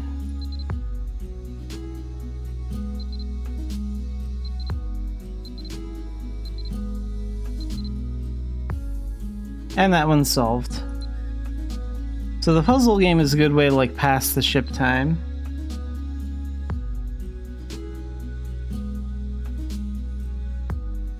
Yeah, the game can feel a little overwhelming for like new and returning players, but the best advice is to just like take your time. Play the game at your own pace and like play it the way you want to. There's really no reason to rush in Mabinogi. Like, you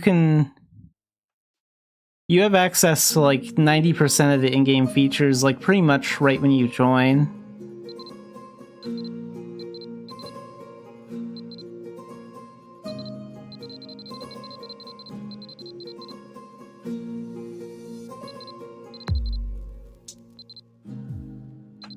Oh, so that piece goes up there.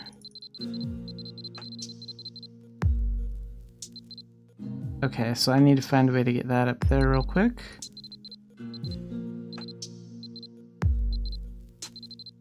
Let's pull that out, pull that there.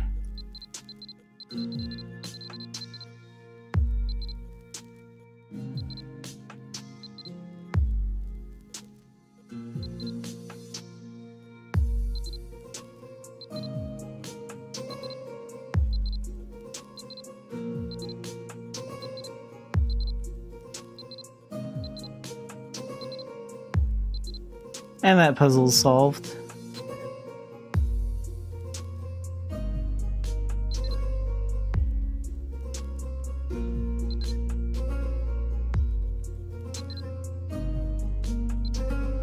Actually, I don't have enough time to solve another puzzle, so I'll do some memory match.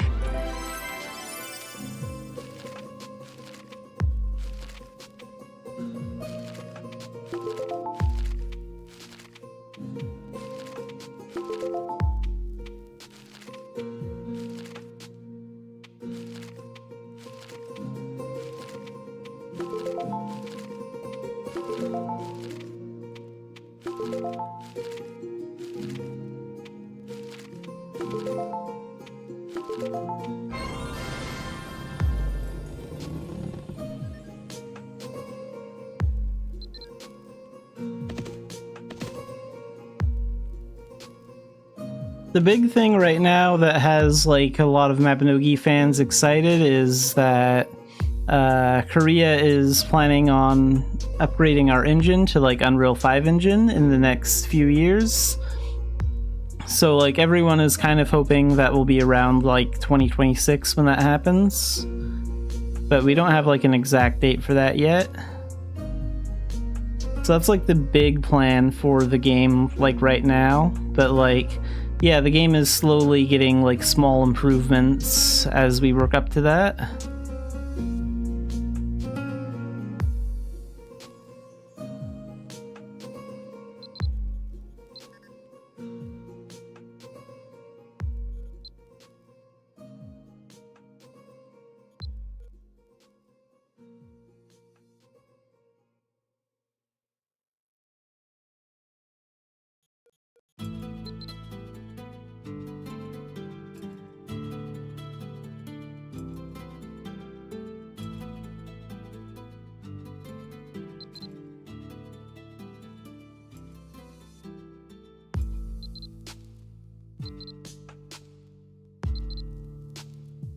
And basically these chair items I'm looking at right now, so like chair items in Mabinogi are basically AFK mounts. So like if you're gonna go AFK for a bit, you can like use a chair item, and it's basically just like a mount, like while you're not doing anything. So there's lots of like different chair items in the game.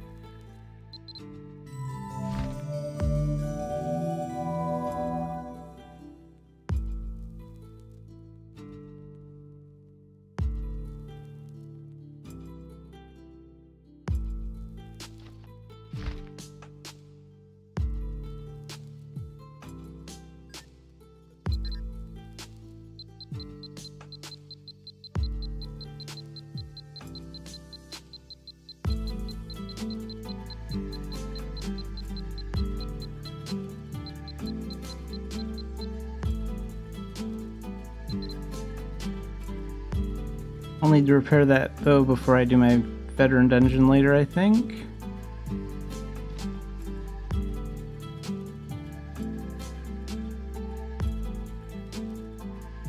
Alright, only 30 more seconds till we get to Quilla.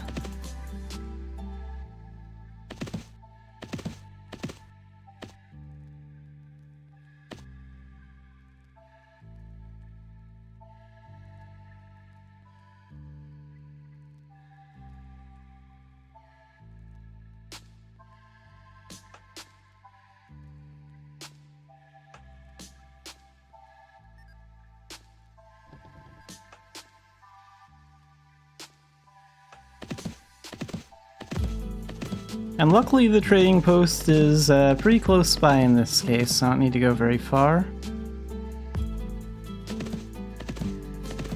So the trading post is like just right here.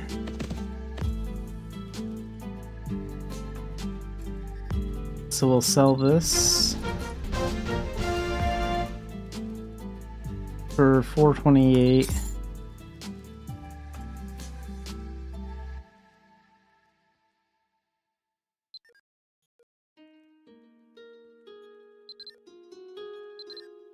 I usually switch between using the alpaca wagon commerce mount and the camel, depending on like the trading post.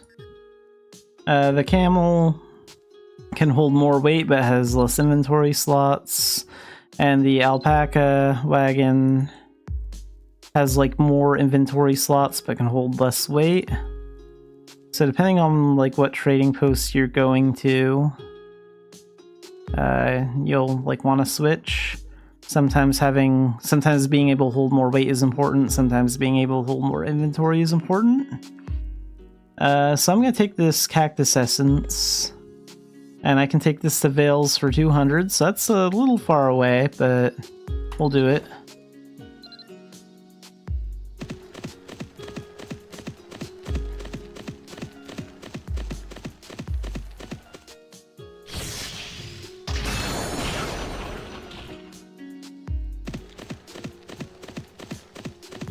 Jeez, there's a lot of ancient monsters out here right now. Just gonna take those guys down.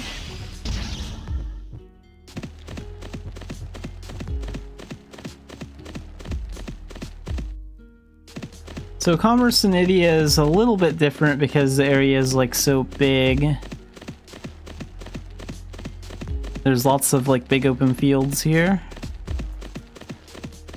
Like, I'm going all the way from here, Quilla, and I'm gonna go up, and then I'm gonna cross a bridge over here, and then go over this way, cross another bridge, go to Core, and then go up past the Laterra Highlands, and then into Vales.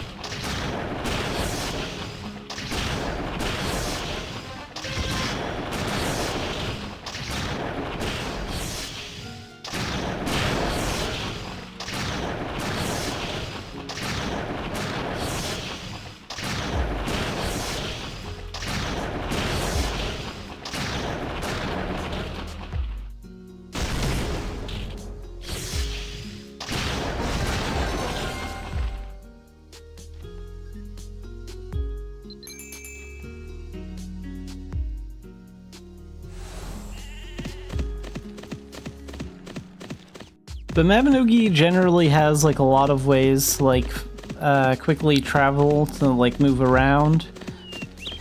So like Moongates, the Traveler's Guide, it basically lets you like teleport just about anywhere you want to get to without like traveling the slow way. So doing a lot of commerce is also a good way to like travel the slow way, because like you can't use any of those like fast travel methods while you're doing commerce. So like it's a good way to get familiar with the world of Erin, and so if you like want to see all the scenery and like learn where everything is, then like commerce is a pretty good way to do that.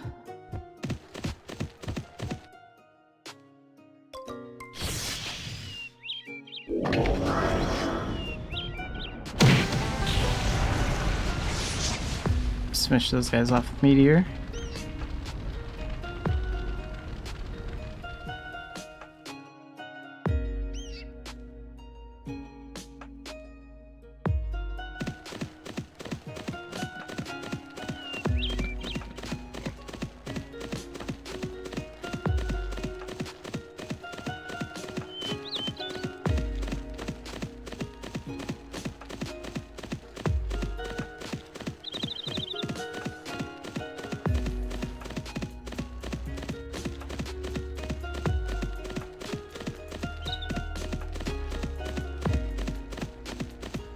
The nice thing about Idia Commerce too is, like, since the fields are like so big and open, like I can just fully expand the mini-map and just like click at a point in the mini-map and basically just go on autopilot. All I have to do is like keep an eye out for bandits, make sure I don't run into any of them. Can't really do that as much in Ulad because like it's a lot smaller. Not as many places to do that.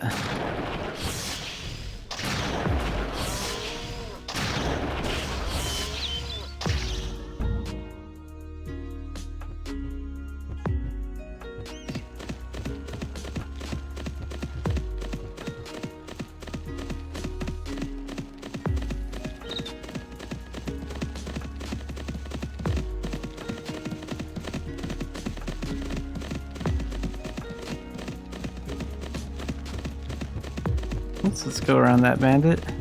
I don't want to waste too much time fighting bandits, otherwise those prices are going to change by the time I get there. Especially when like the distance is also this great too. Like I have to travel a long ways to get to Vales.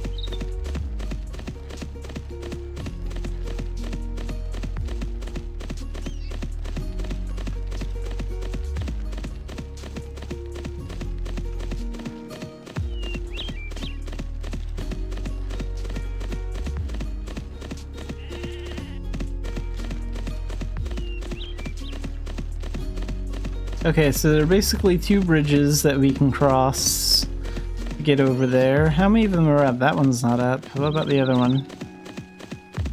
Wow, both the bridges are down? So the way we can find these is by using a pair of L rods.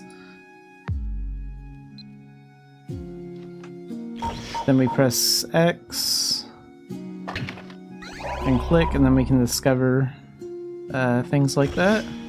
Let's go find the other bridge too.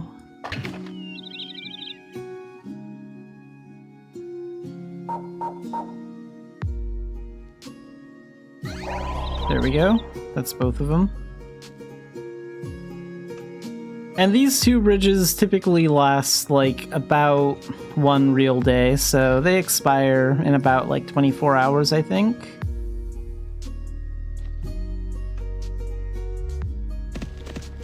Before they need to be refound again.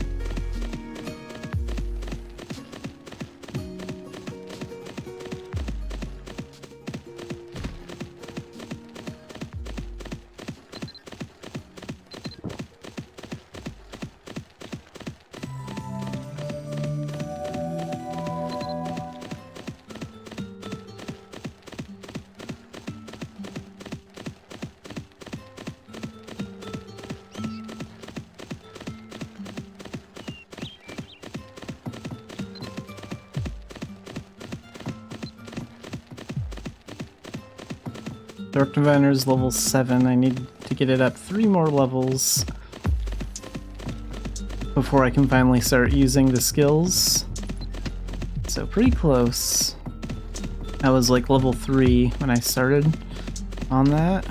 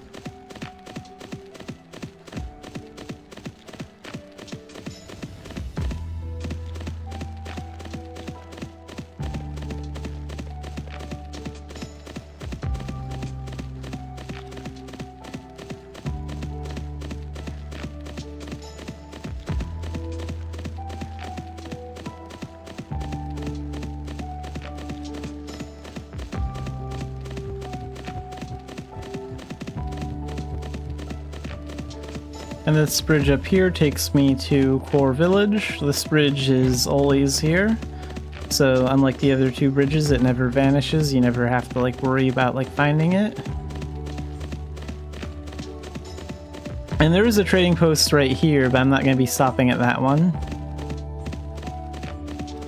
We're just going to be going right past it. And into the herba jungle.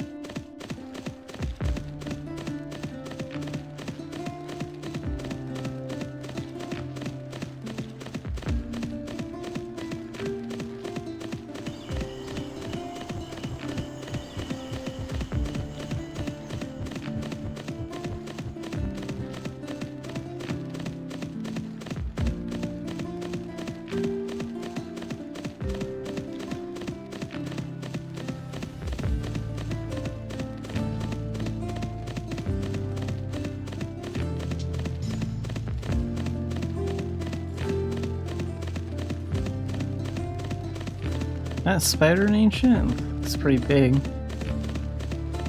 For a tarantula. Yeah, it sure is.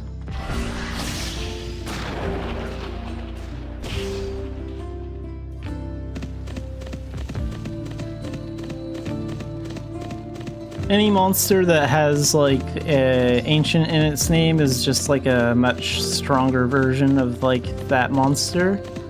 So like ancients can be like just about any monster really. But they'll just usually be a little bit bigger than like the normal monster is. And a little bit stronger too. But the reason I stopped to like take down just about every ancient I see is because sometimes they drop really good stuff. So sometimes they might drop like a decent amount of gold, or sometimes they'll drop like a decent piece of equipment or an enchant scroll or something like that. It's like random.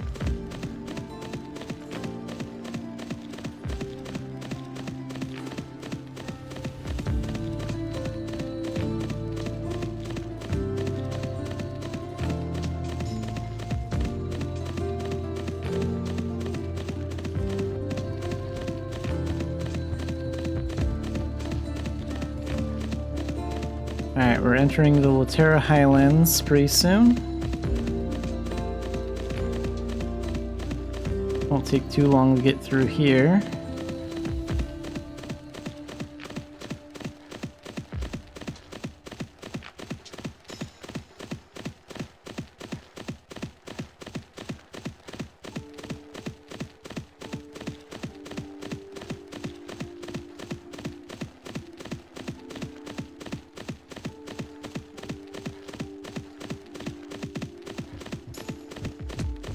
Let's get a little higher here. Don't want to fight that guy.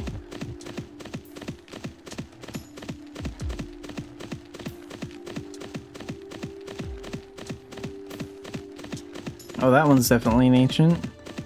Like, you can clearly see that that one's about 3 times the size as the other one.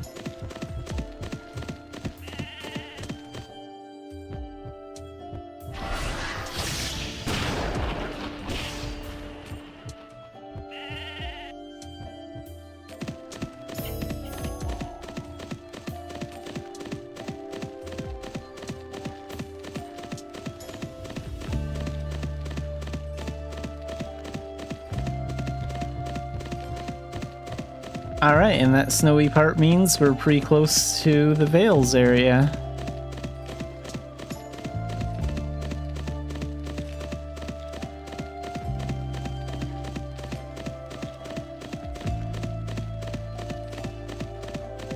So we do have to make a bridge going across here. And the way you do that is when you get close to the river, you use one of these ice crystals, which you can get from one of these spots.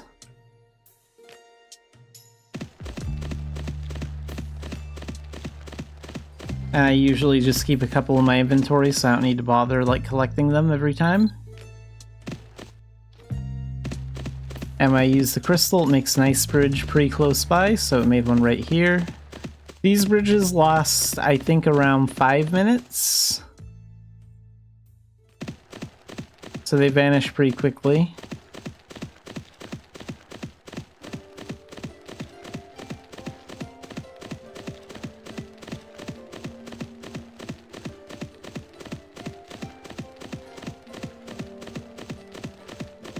Oh wow, there's some ancients up here too.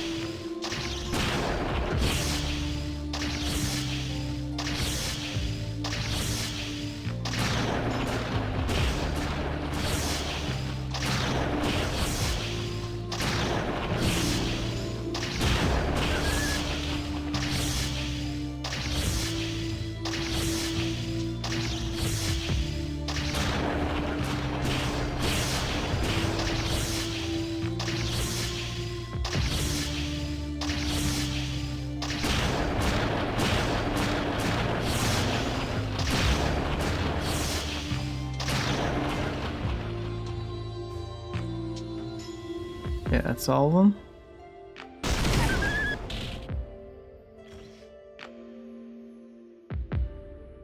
Well, that one lived? Wow. Okay.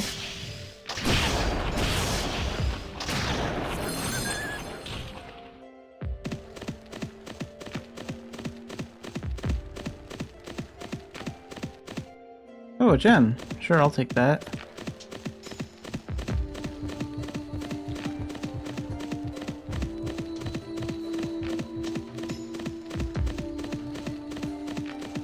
There's a little bit of a snowstorm coming up here.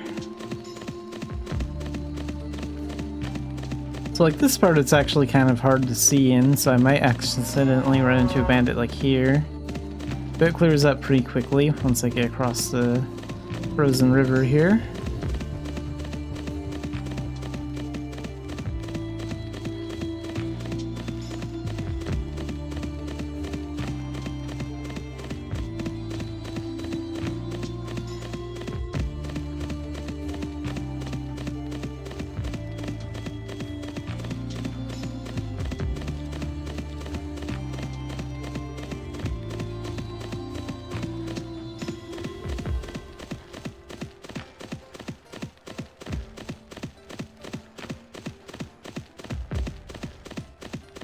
Ninja's a pretty good, like, ranged talent to start with. Like, leveling up the skills will give you some good strength stats, too.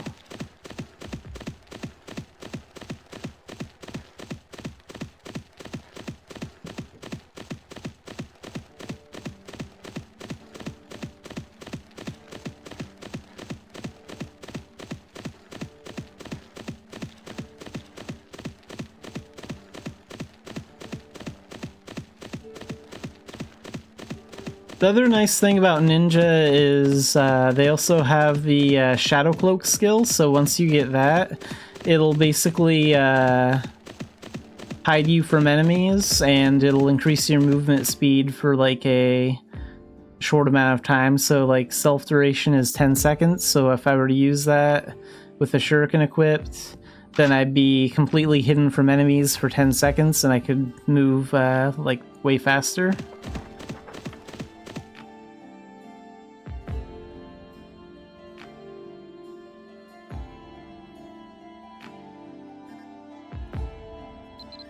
Okay, let's sell this here for 200.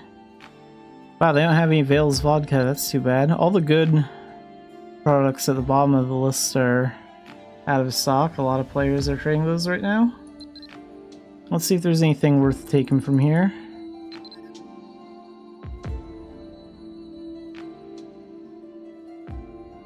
Snowboards. I don't want to go all the way back to Quilla with this. No, I don't think I'm going to do anything from here.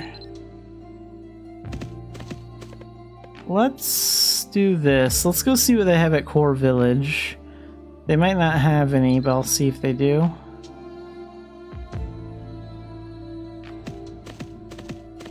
Core Village has like coracle rubber, and that stuff sells really well, but like all the other good items at the other trading posts, it might be out of stock right now.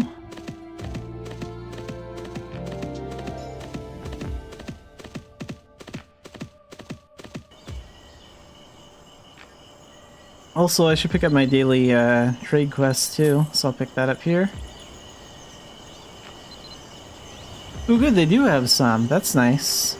Oh, but nothing that's significant.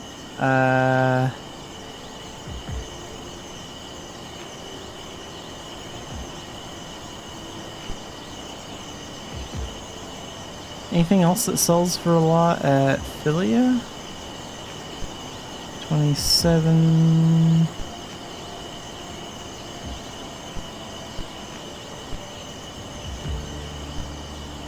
Okay, I'll take those two rubber.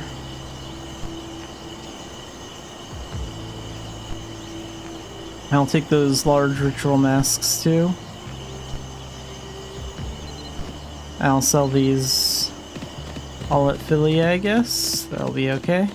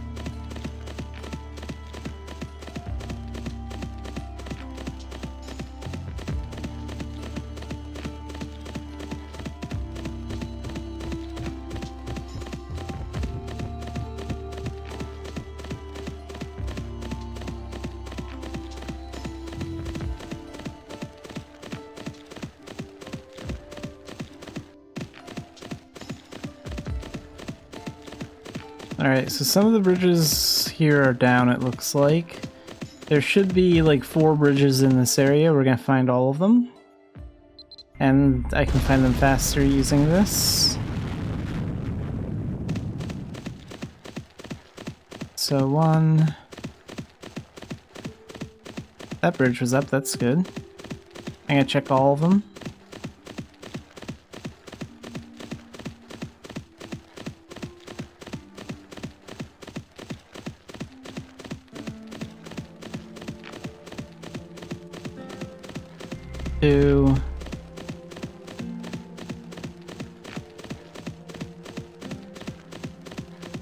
Okay, so it looks like 2 out of 4 bridges were down. But not anymore. So now we can get across here and go into the Longa Desert area.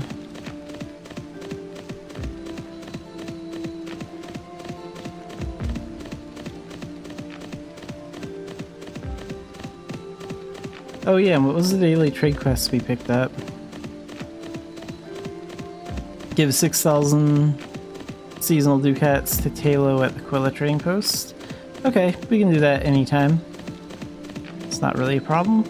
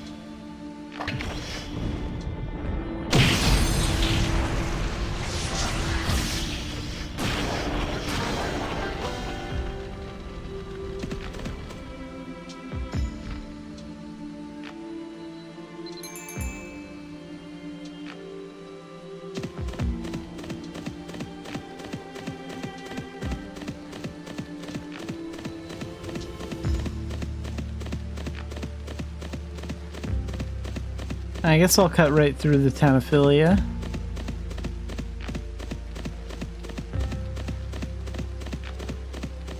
Because we're pretty much right there now.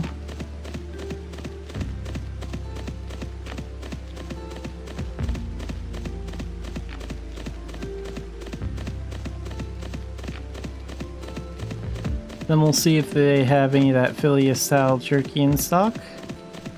Because that's what I want to take overseas. That sells really well overseas in Ulad.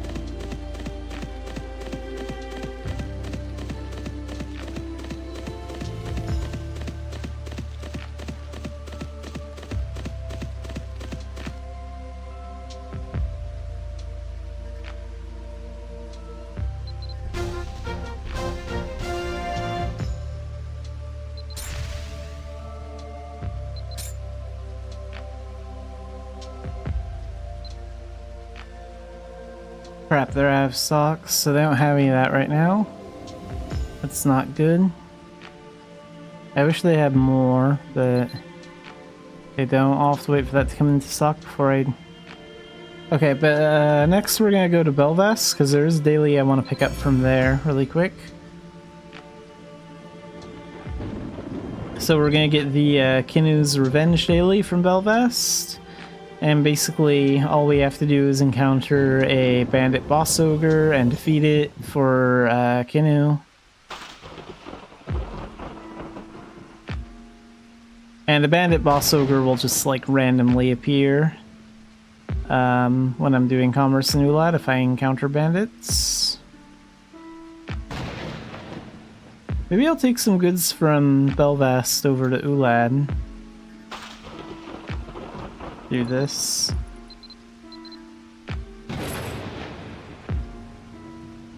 The reason I want to take goods overseas for this specifically is because if I take goods from Idia or Belvast over to Ulad, then I'm going to get really high-leveled bandits to come after me, and it increases the chance of the bandit boss ogre like showing up as well.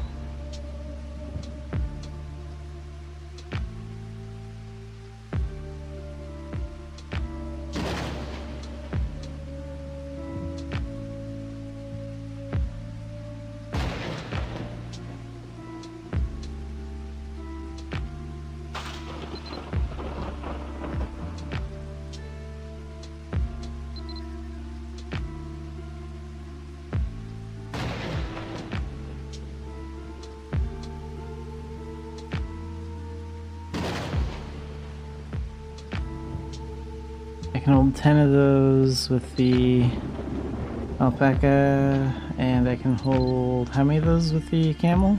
I forget which one is better for this post. Okay, so the alpaca is... well, wait a minute. That was the... and check the camel. Let's see.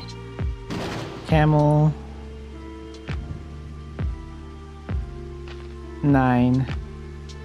No, I can carry more with the alpaca.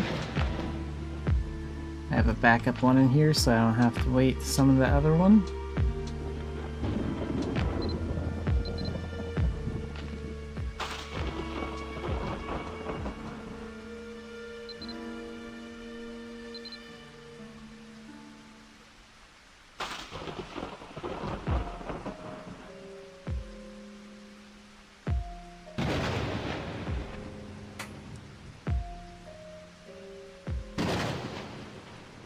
I'll probably just drop these off at E-Main. I don't think I really care enough to take them all the way to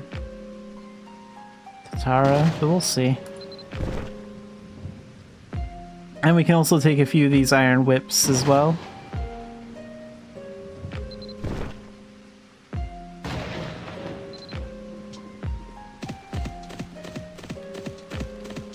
And luckily it doesn't take as long to get from Belvast to Ulad. Like, the ship time is much shorter. Which actually does make sense too, because like Belvast is like between the two continents, so Belvast is a lot closer to Ulad than it is to Idia.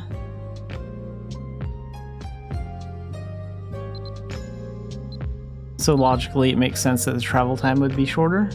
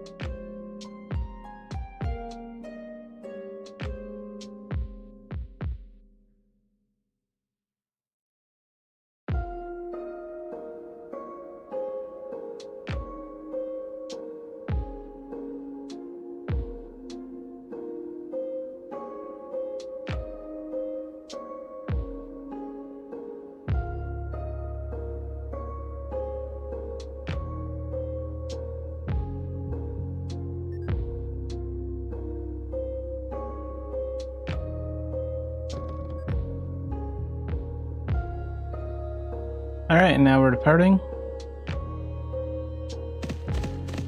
And it's going to take us less than 2 minutes to get there. So nowhere near as long as the waiting time for the other ship.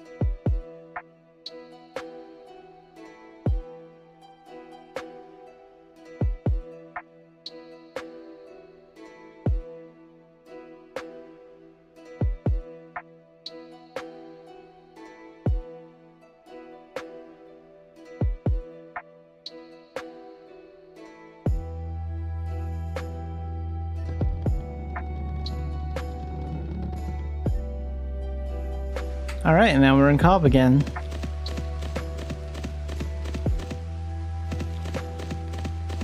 So we're just gonna dash over.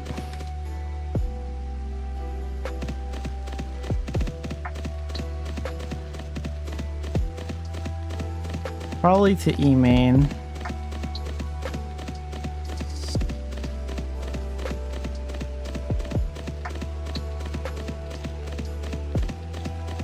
I'll check the prices when I go through the Dunbarton area.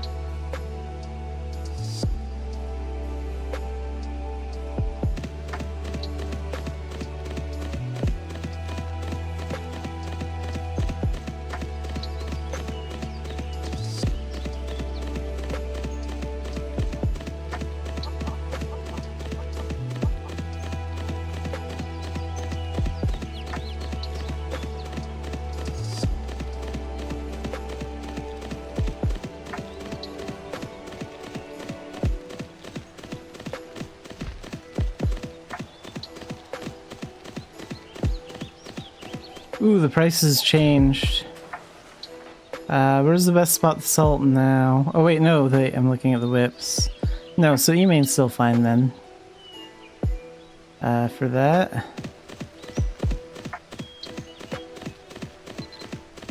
Let's use that too.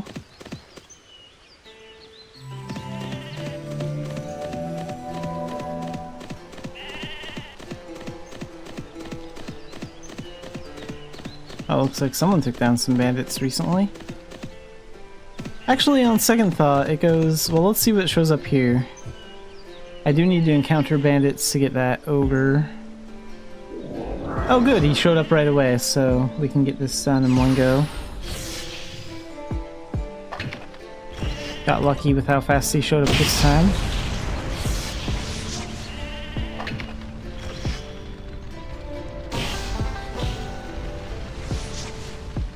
And Kinu's revenge is already done. That was lucky, actually, encountering him that soon. Sometimes you have to like run into like 3 or 4 different groups of bandits before he shows up.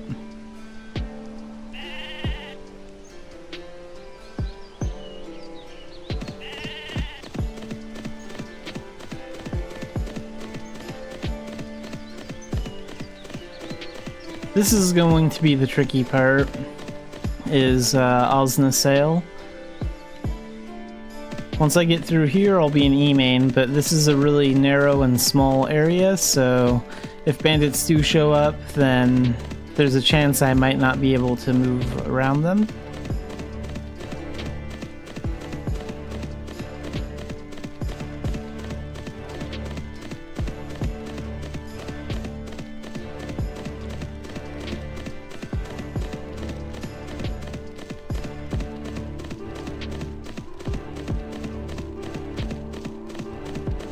Looks like we're in luck this time. I don't think there are any bandits here.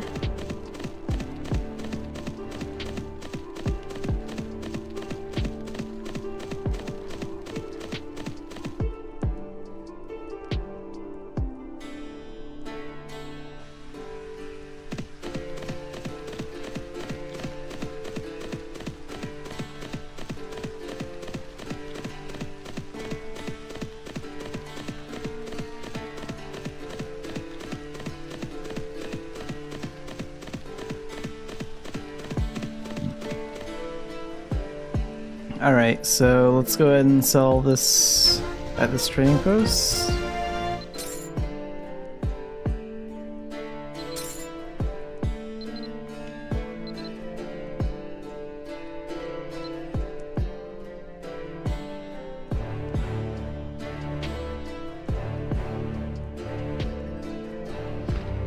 I think that's good enough for commerce for right now, so we'll cancel that summon, open that bag.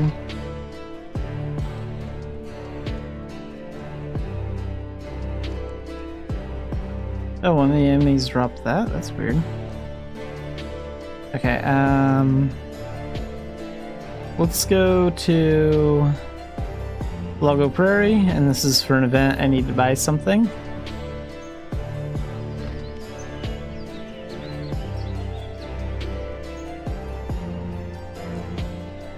Oh yeah, and 2 of my things in the auction house sold. which is nice.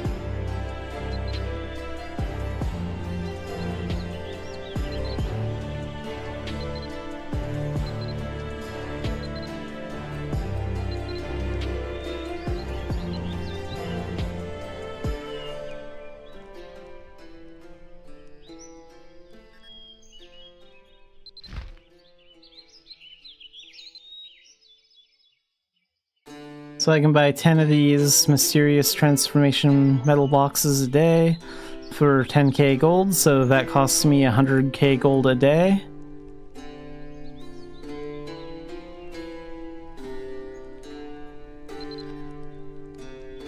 And let's open these up and find out what metals we're getting.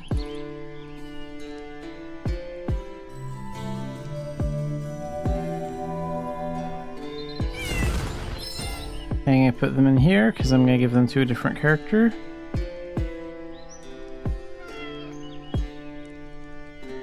Ooh, that's a good one. That's one of the new ones.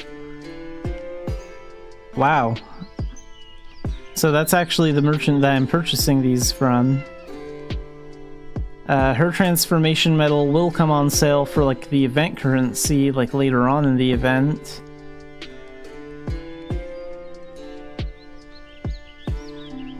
So she's like down here.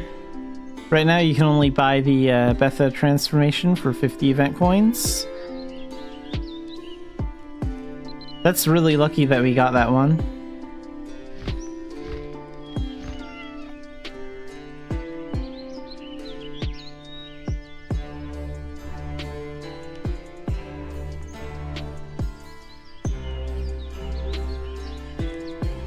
Because that's going to save me like some event currency later.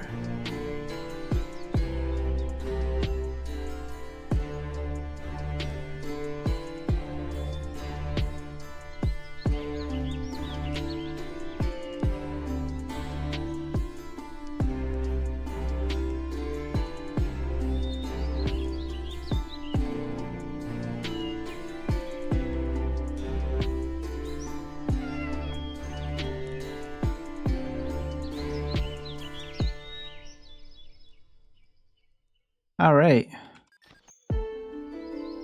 I'm really happy about that draw.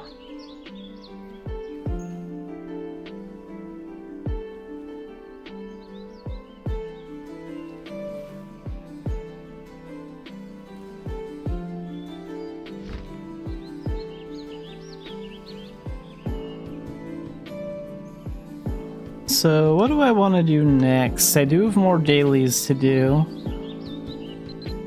Daily trade can be cashed in at any time. I'll be able to rebirth tomorrow because I'll be getting a rebirth potion then. I have my daily gathering and my daily veteran dungeon and a bunch of other ones.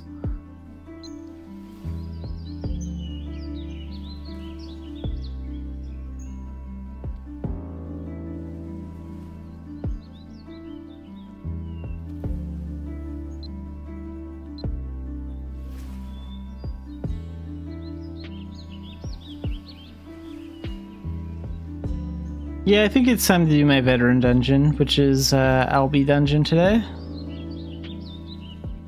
So for that, I'm going to switch back to Elemental Knight because I do need an Arcana talent to actually do that. And Elemental Knight is the only one that's actually ready for combat right now. So we'll switch. Only have one more link to unlock on this before Elemental Knight is like maxed out. Actually, let's forge some crests too, because I have 2 of those smoldering threads. So it costs 10k gold per thread, and we can make 2 scorching crests. But I'm gonna need 600 scorching crests and 60 ice scorched crests to get that final link unlocked.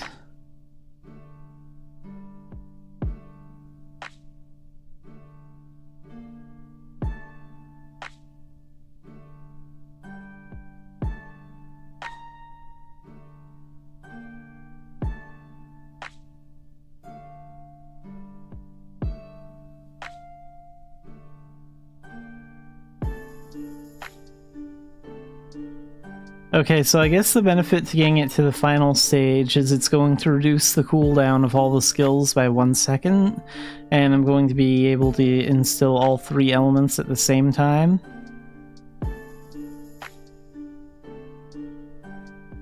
Other than that, there isn't like a whole lot extra. Yeah, that's about it.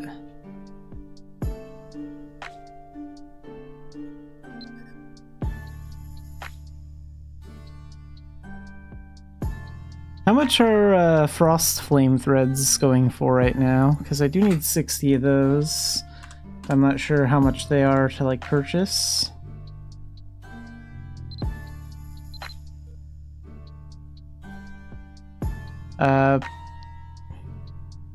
Okay, so 23 or 24 of them would cost me near a mil, give or take.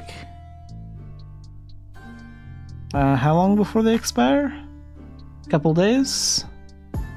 How much do they take to process again? I don't really remember. Does it say here? They cost like 100k, I think. Per thread. So at 100k per thread, I'd need to get like... a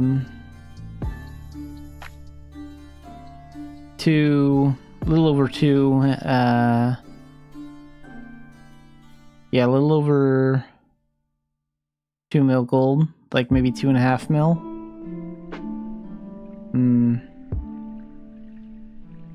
I think I'm gonna wait to buy to buy frost flame threads right now, because like I'm also spending 100k on those transformation metals every day, so like I just don't want to like risk buying those right now. Because I do have like a time limit to convert those into ice scorched crests. Otherwise they expire and then it's just a waste of money. Okay, so since we have Elemental Knight, let's go ahead and equip our gear. Sword and my shield. Oh, and I do need to stop by a trading post really fast and repair my Foamer bow, because I'm going to be using that bow against the boss. So let's do that real quick too.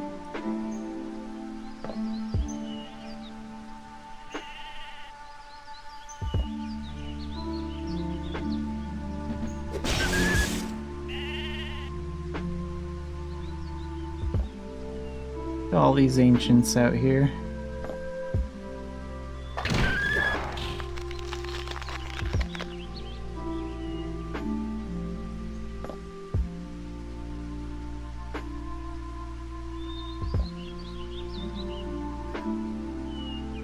Okay, so repair Foamer weapon, and then repair this.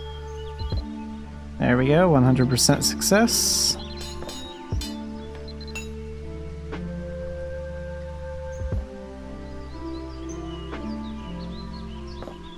And off to Albi Dungeon.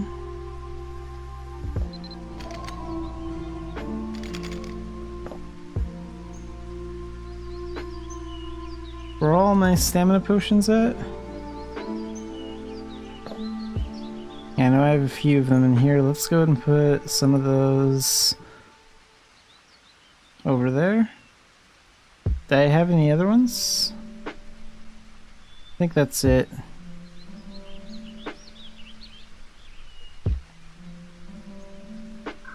Archery eats up like a lot of stamina, so when I'm using my archery skills, those will be pretty helpful.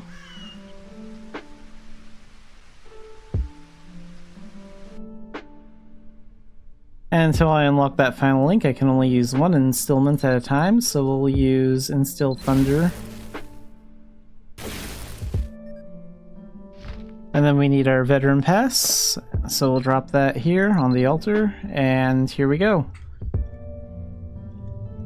How much summon time does the Brielle doll bag have left? An hour?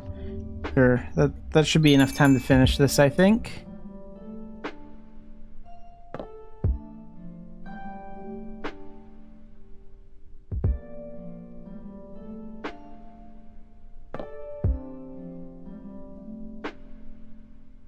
So Veteran Dungeon is always like 2 floors, and it takes Anywhere between 40 minutes to an hour to finish, usually.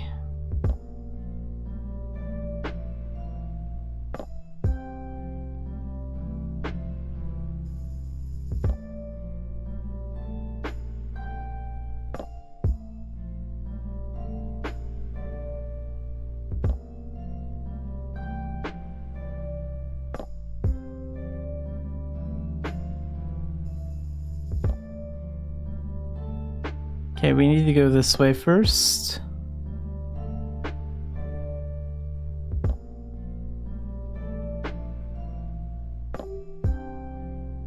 This dungeon map is all kinds of weird. Oh wait, I guess I can't go this way first. I need a key. Never mind. This is one of the more unusual dungeon maps that I've seen.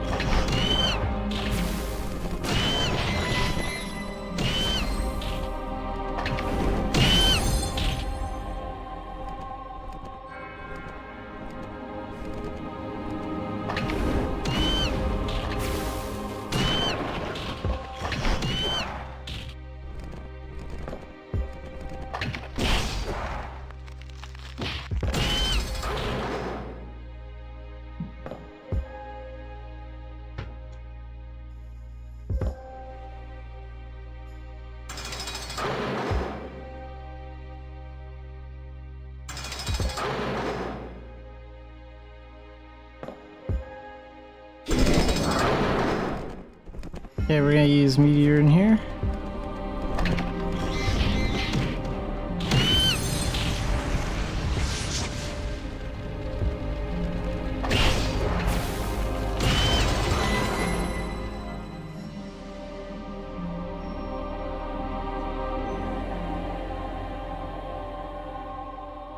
Let's go through here next.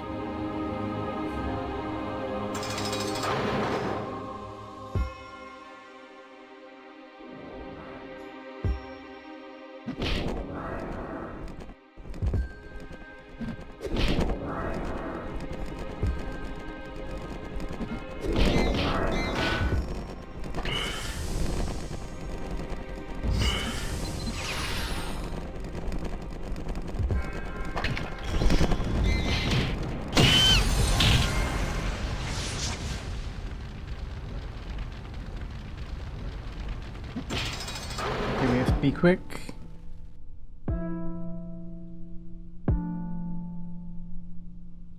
One more time.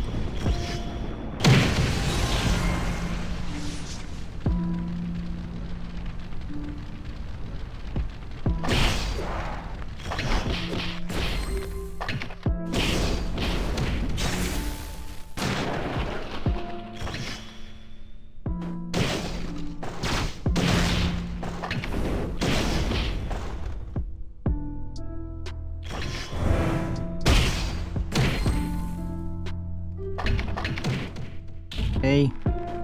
Put them on ice.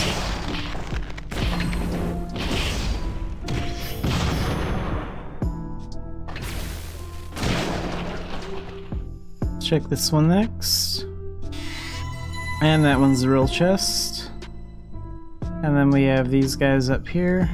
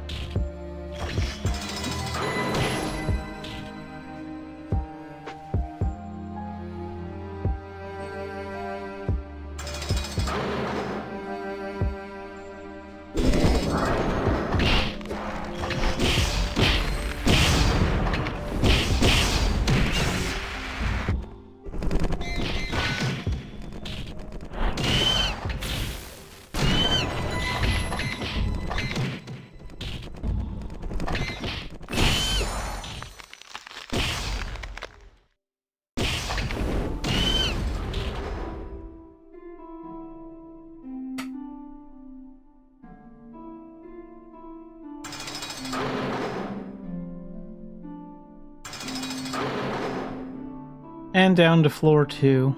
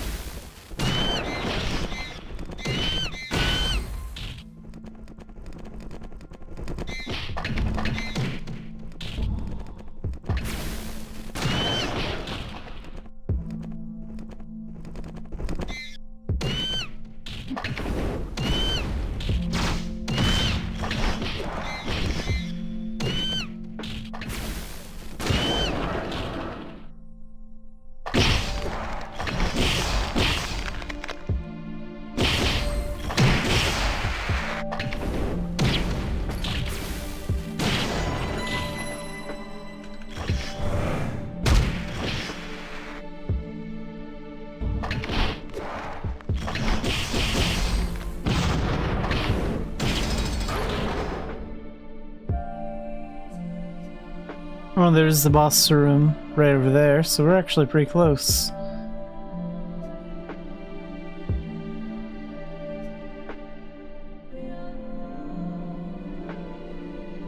No matching keys, so we need to go in here then.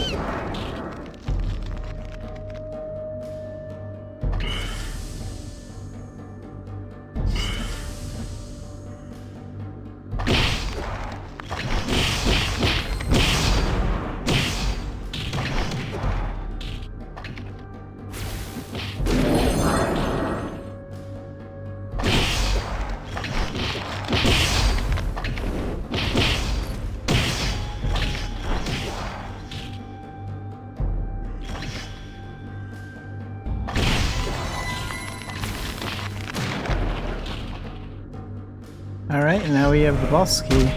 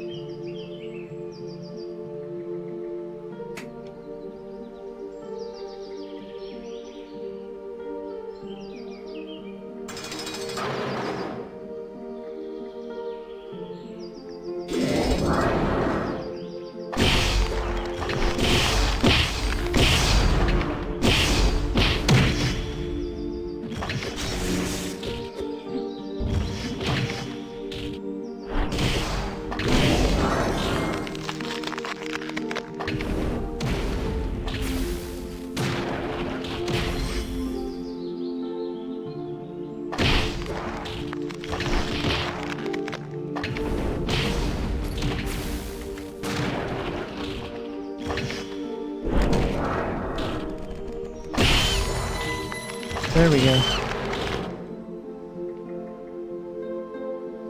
Okay, time for the actual boss now. So, We're going to switch to archery for the boss.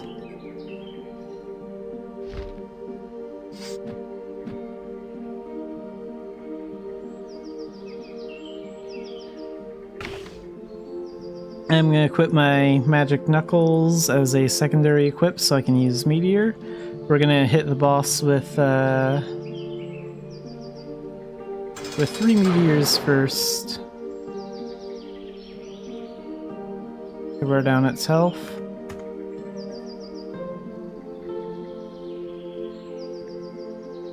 Oh, maybe I should deal with some of these spiders first, actually.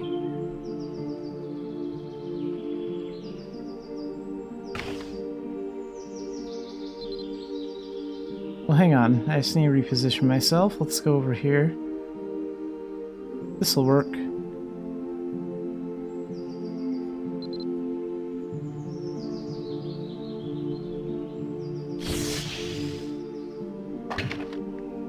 Okay, first meteor.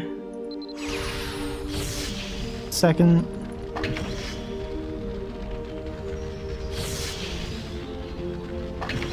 And third.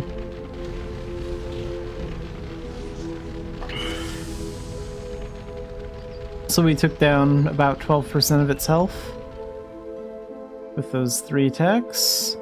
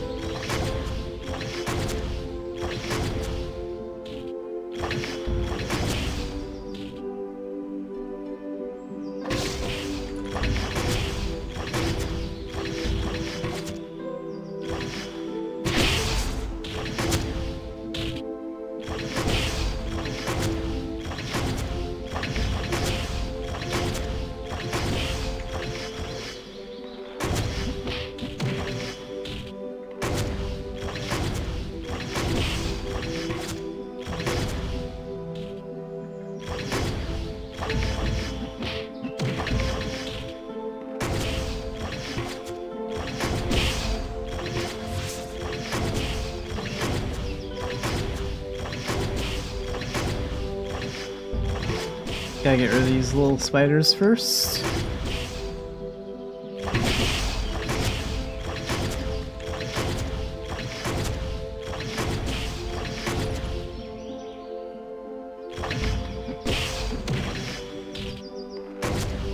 Get back.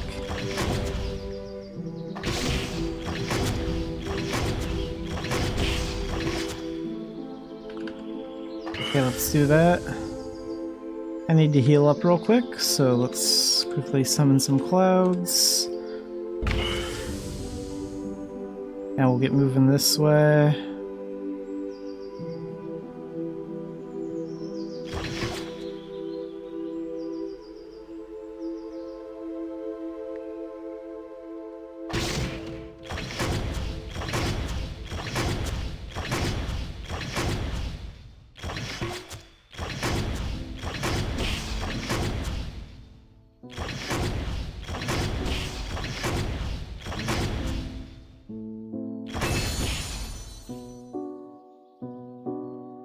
Okay, time for another boost. So that means we can use another meteor. And then spirit weapon attack. And we switch to the bow.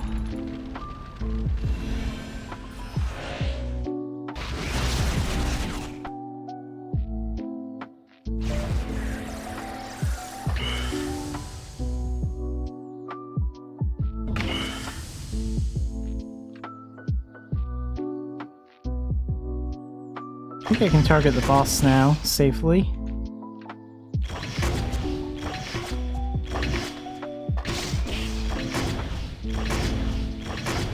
Okay, so now the boss is pinned, we just gotta spam archery attacks. And this is what takes a lot of stamina. These archery attacks do eat up a lot of stamina. So that's why it's a good thing I have those stamina pots.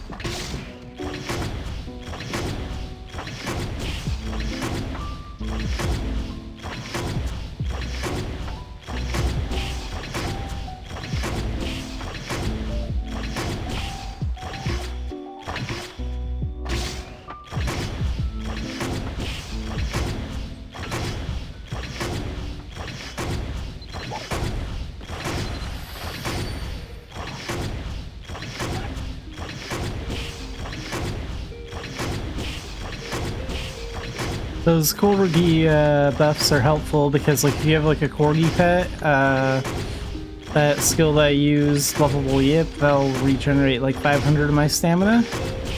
So that's why I was using those.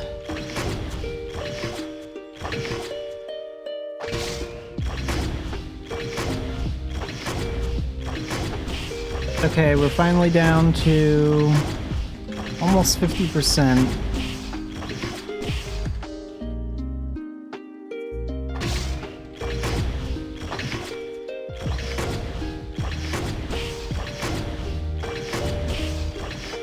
And summoning a Nimbus also increases our stamina recovery speed.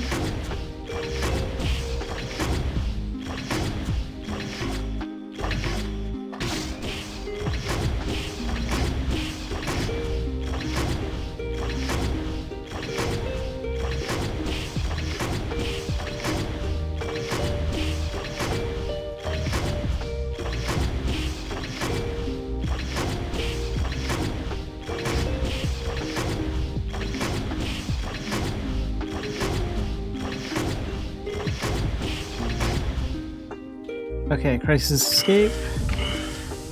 Let's hide over here for a second.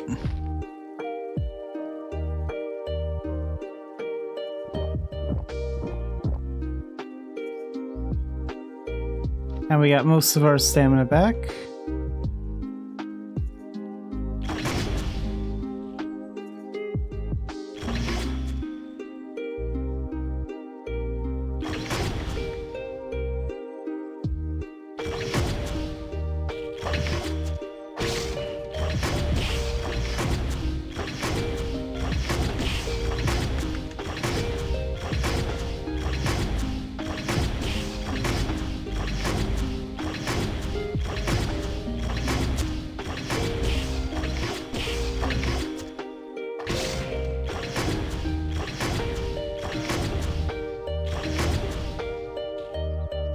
Nah, that spider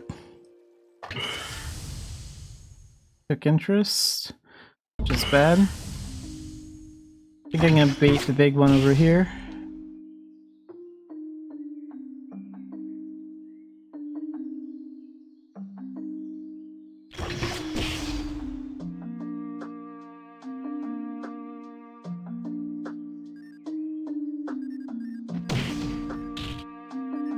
Okay, freeze him.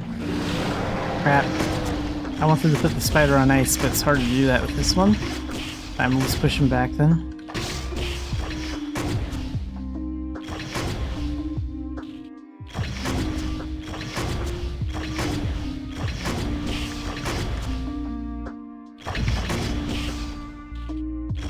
Okay, we should be fine from the other spider right now. Hey! Quit being a pain in the butt. Stay in your corner.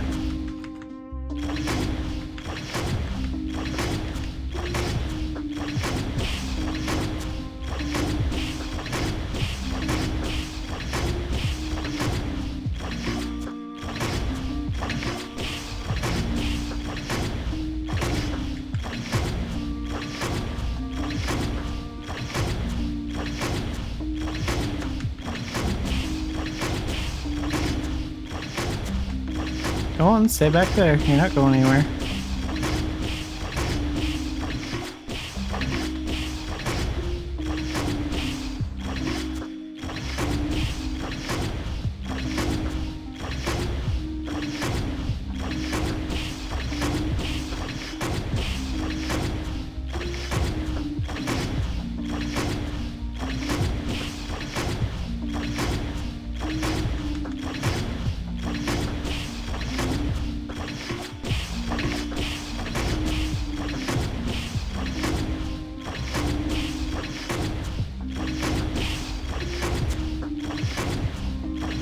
Okay, we're finally below 20%.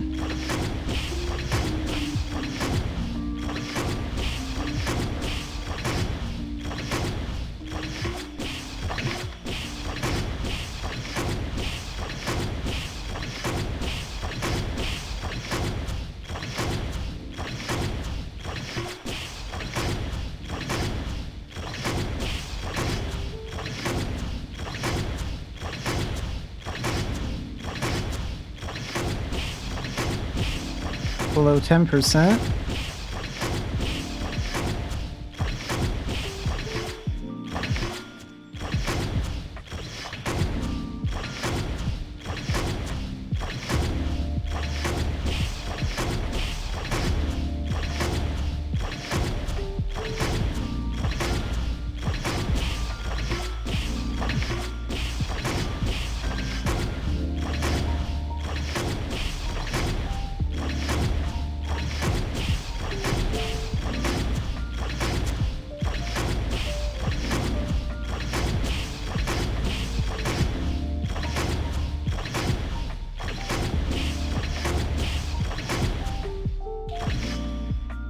Alright, he's down.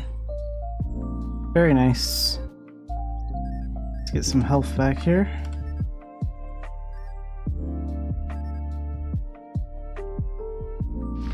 And we'll use that last stamina pot too. So we still have like 3 spiders left. We'll go after this guy next.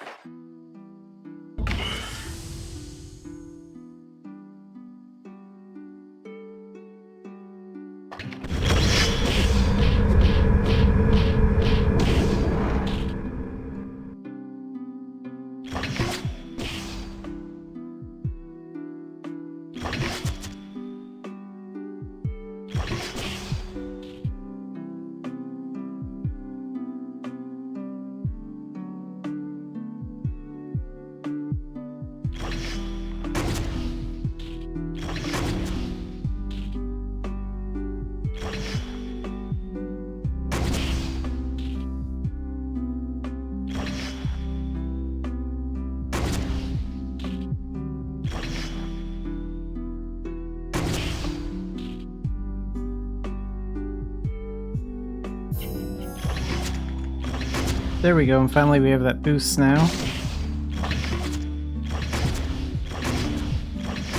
So we can finish off this guy. And then we can switch to magic, and then we'll finish off those two with Meteor.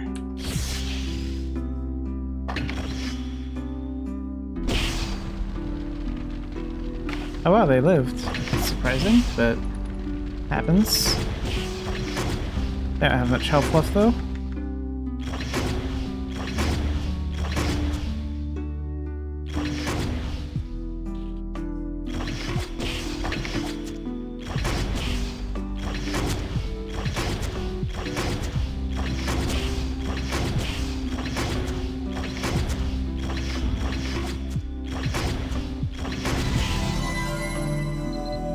And 41 minutes and 37 seconds to clear this dungeon.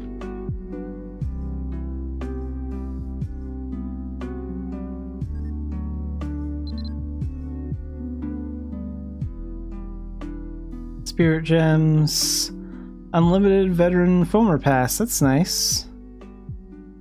A gem, smoldering thread, and reforged tools.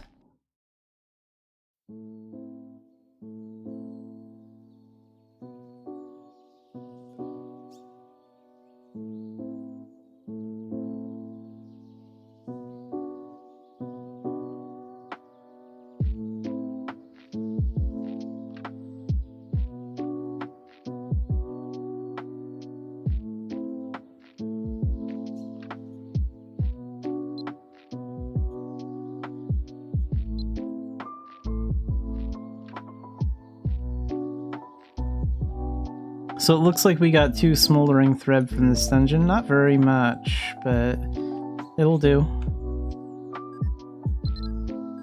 And now that daily is done, let's go wrap up the daily trade quest too. So we need to go to Aquila for that.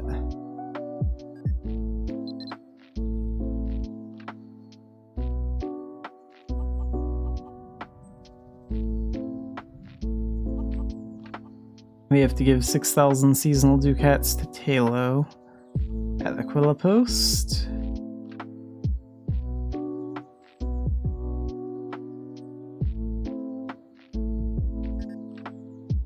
And we're done.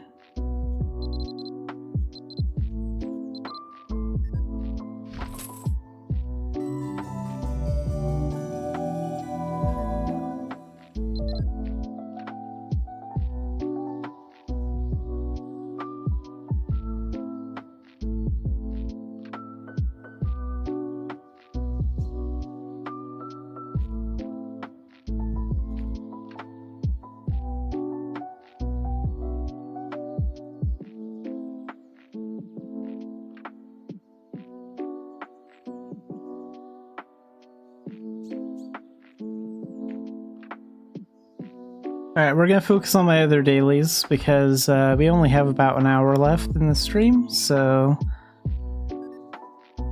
I'll cancel that summon for now. Then we'll open that bag and then shrink this back down. So I don't think I'm gonna do any more commerce today.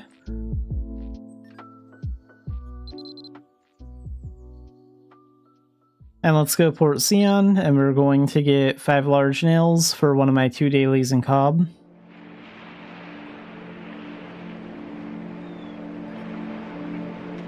How many venture seals do I have right now, anyway?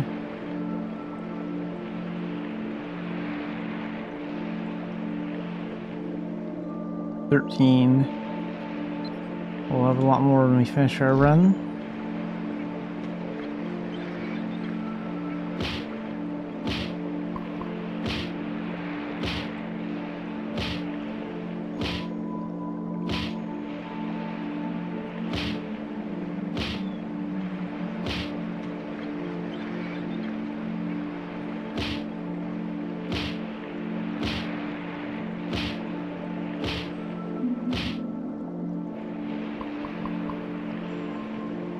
Need one more.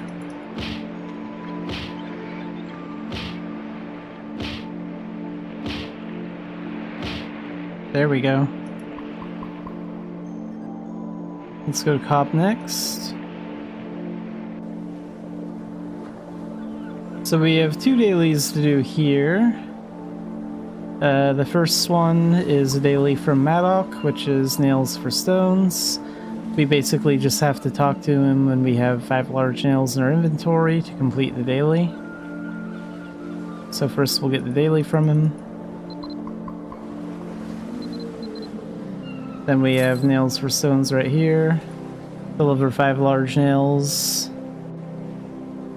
And then we're done. Just like that. And then over here we have Manolin. So he'll have the daily Manolin's Revenge. And basically he just wants you to deliver 1 striped marlin fish to him. You can either fish for one yourself here or buy them off the auction house for a fairly cheap price. But just have one in your inventory when you talk to him again, and then the daily automatically completes itself.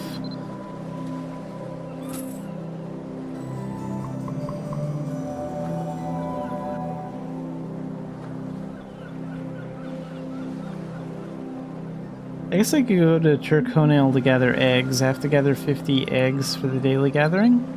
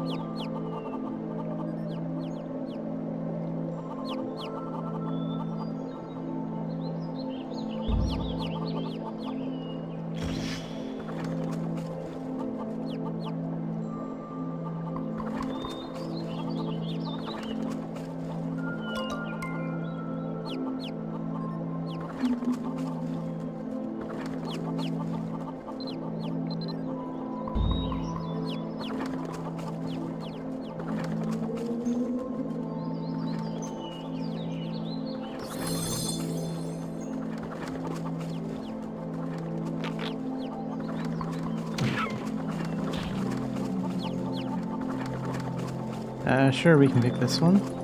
This one's not likely to move and it's all alert like this because it was attacked.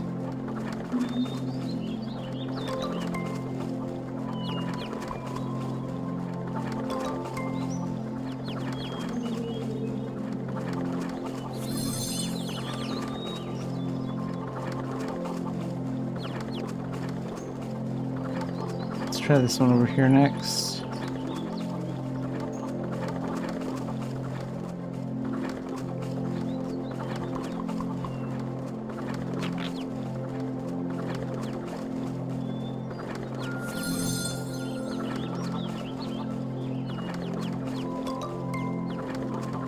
Get out of here. Quit scaring the birds.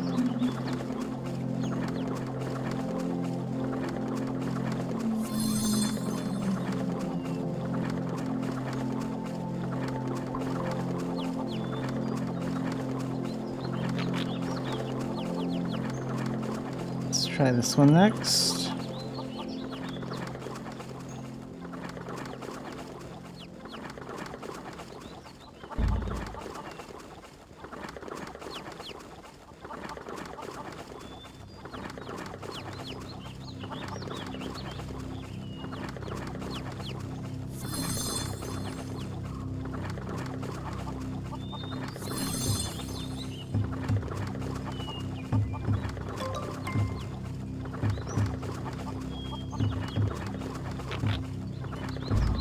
Okay, we'll go after this one next, because it's probably not going to move for a while.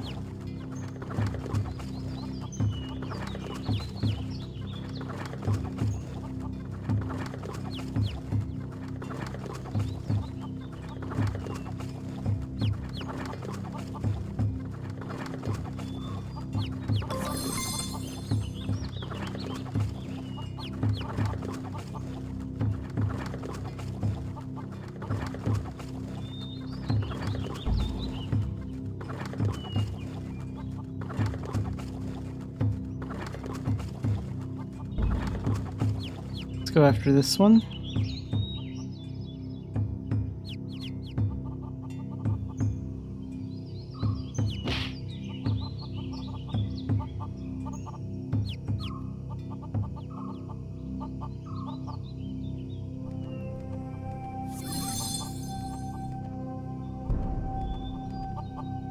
Yeah, that one's a really annoying spot to get to.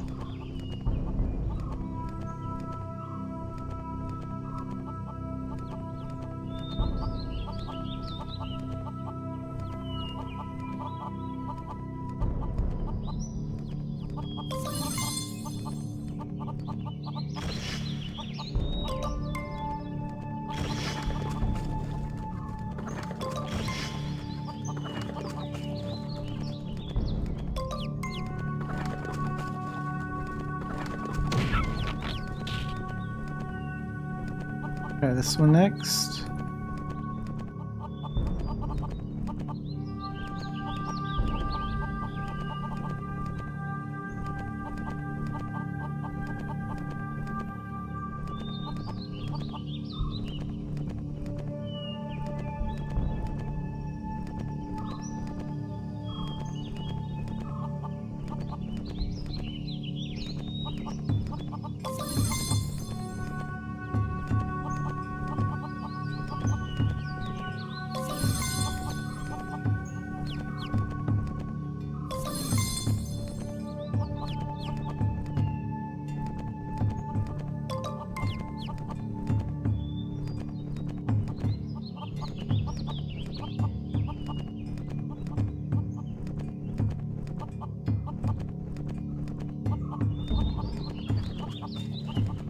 Try up here.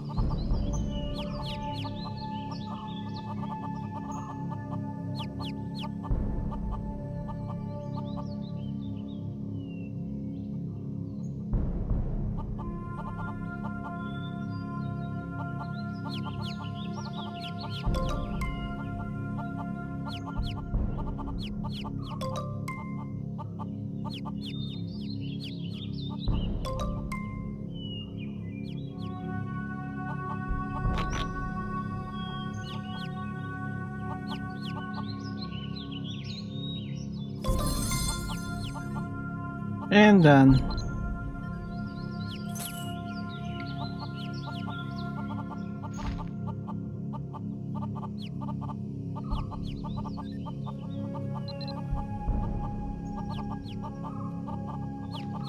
And before I do anything else, let's go back to the Arcana Association room. I want to switch back to Dark Diviner because I don't need to be an Elemental Knight right now until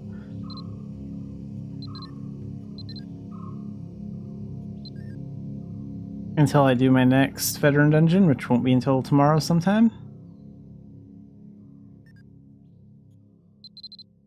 And next we'll do our 2 dailies at the Nature Reserve.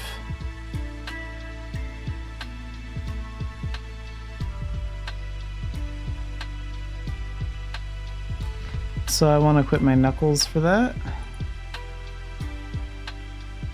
The first daily is a crafting daily, then the second one is defeat some monsters.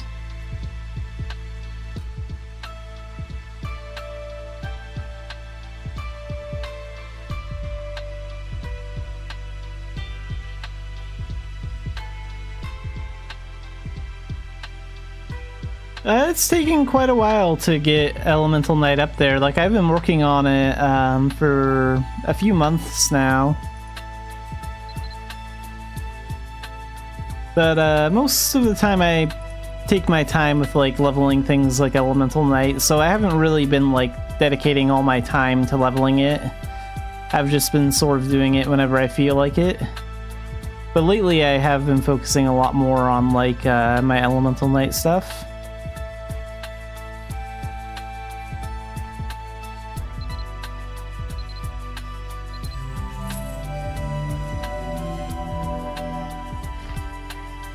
what are we crafting today? So, convert Shylons 5 times.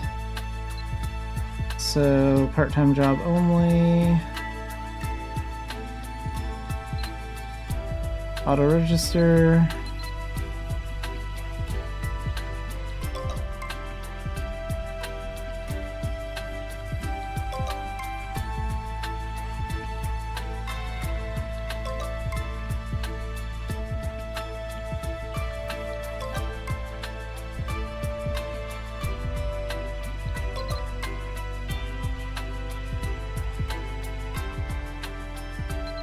Yeah, and the reason why I switched to Dark Diviner is because I need to be level 10 to start learning the Dark Diviner skills. So I can only get XP on that when I have it like selected as my current Arcana talent. So since I'm so far along in Elemental Knight, I'm just starting to work on like my Dark Diviner stuff.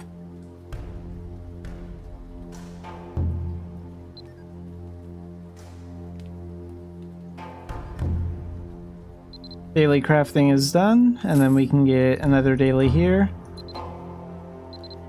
So, threatening mutants. And today we have to take down 20 mutant rabbits.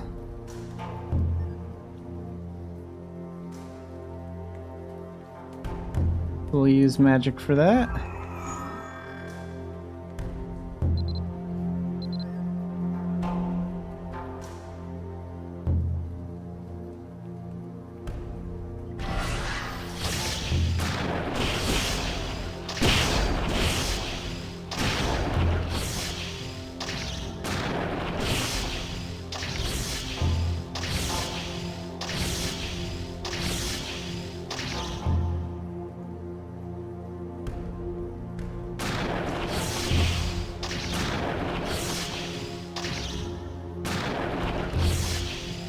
Yeah, I already have Harmonic Saint at level 50, but I don't really have like any of the links unlocked for it. Just like the first one.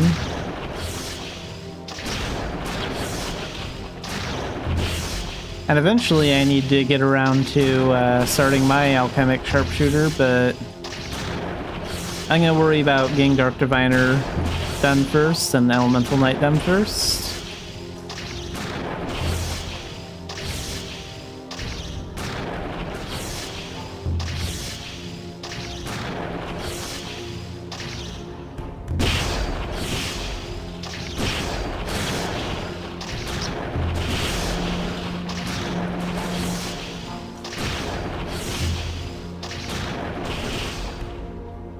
Okay, we're done with this one.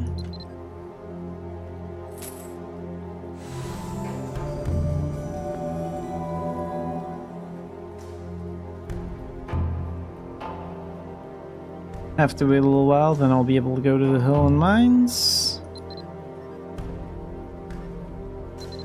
And it's basically going to be the same thing there. Do a daily crafting thing and then defeat some monsters. There we go.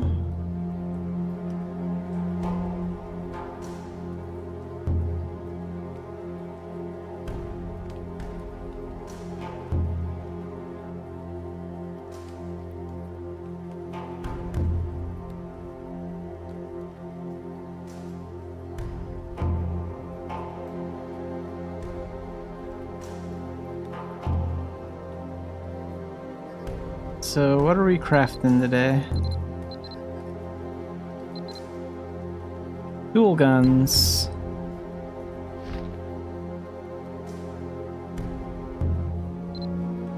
Part-time job only, auto-register. And finished.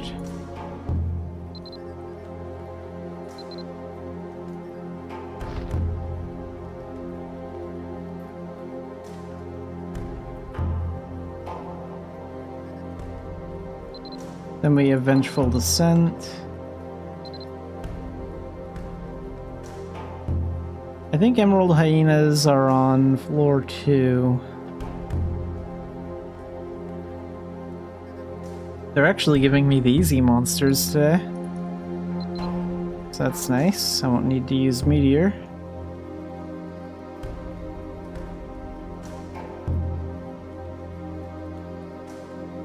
let's check to the right first. Yeah, they're over here.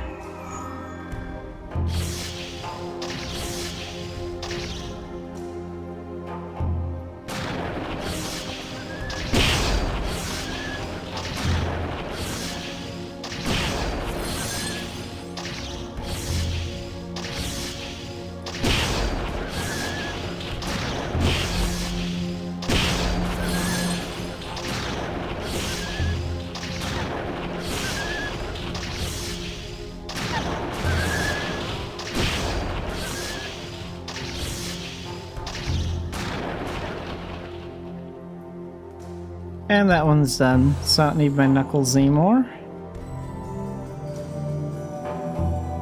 I think I'm gonna need my bow next, so we'll equip that.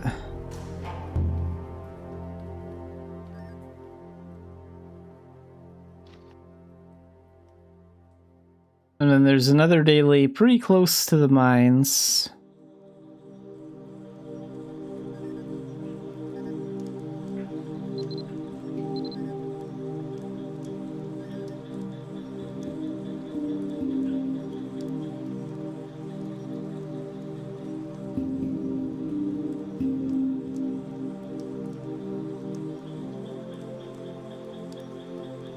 So we're just gonna fly straight ahead here.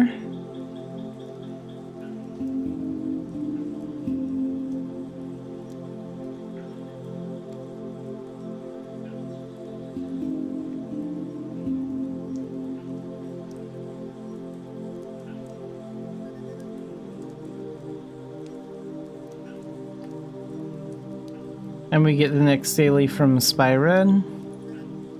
So give 5 white herbs to the Husky Rolf, and then we're done. Easy adventure seals.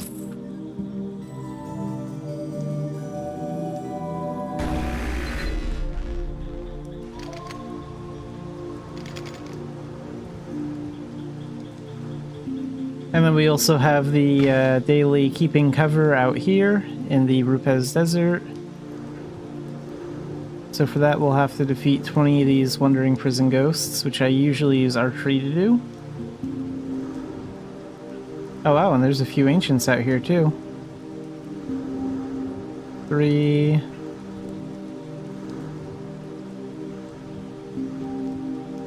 4...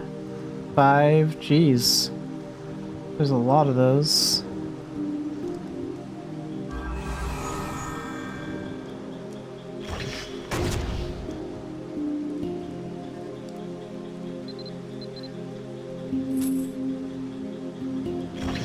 Okay, so we'll get these 3 back here first.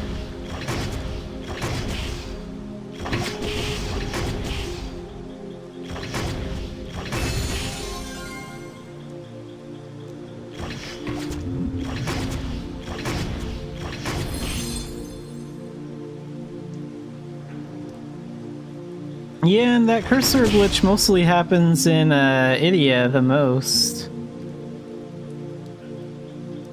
It's really annoying sometimes.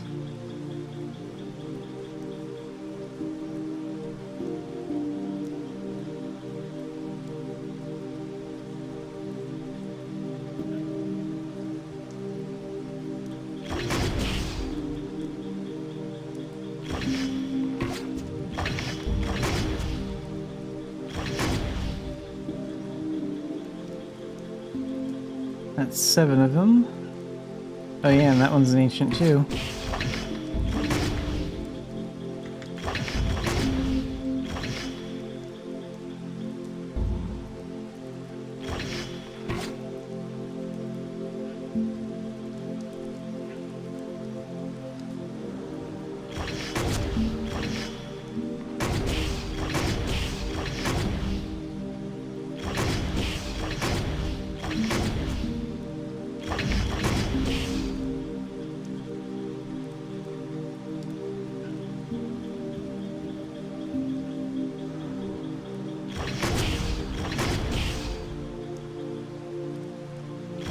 Need 5 more. Looks like I got all the ancients. Just wanted to make sure.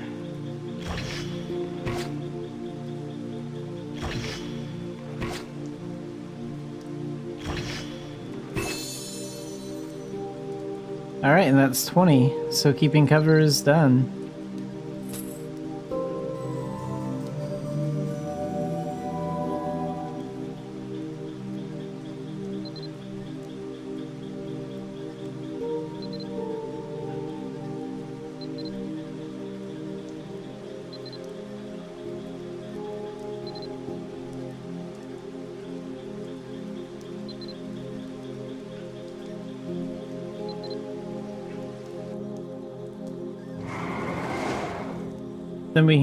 Then we can pick up Lambert's daily over here, and then as we do Lambert's daily slowly, we'll do a bunch of other small dailies.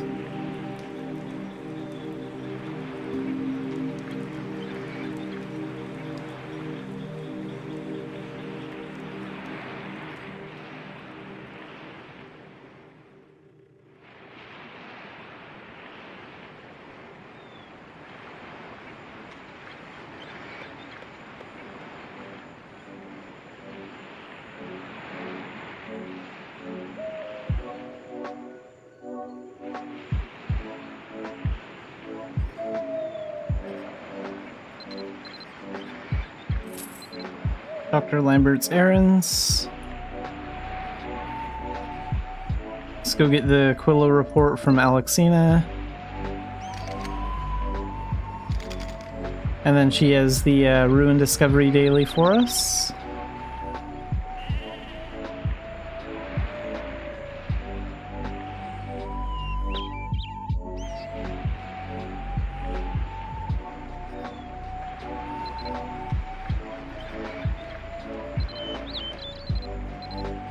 And if no one's farming the ruins near the Human Mark Mana Tunnel, we'll get this done really fast.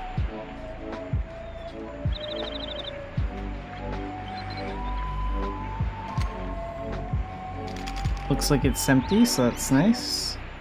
Demigod to make it go quick.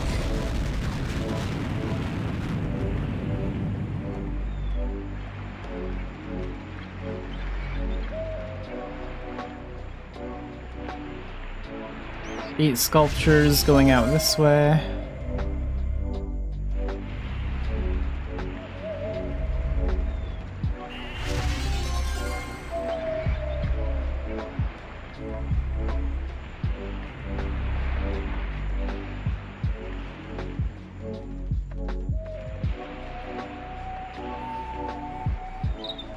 And then we have like 8 more sculptures that start close to where those 3 bushes are.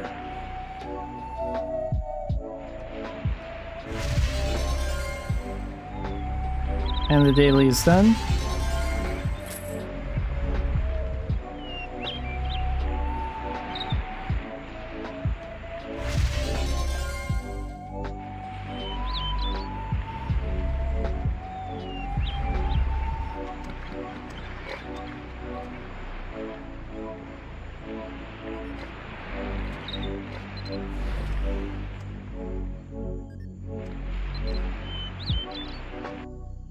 And then we'll go to the Laterra Highlands and get the daily rafting quest.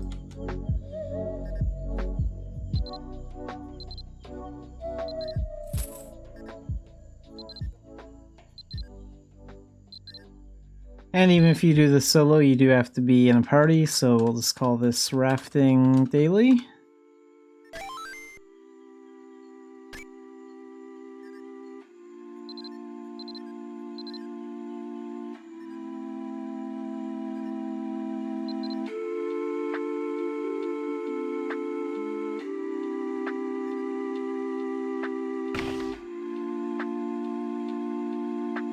And this will go super fast thanks to Mirage Missile.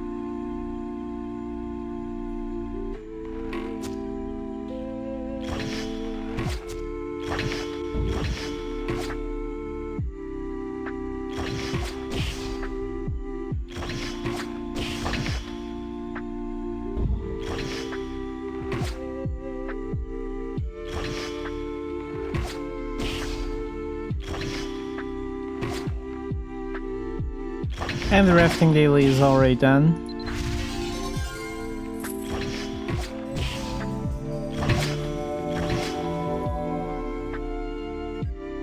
And I don't really care about my star points, so if I want to get off the raft right away, I can just do a continent warp.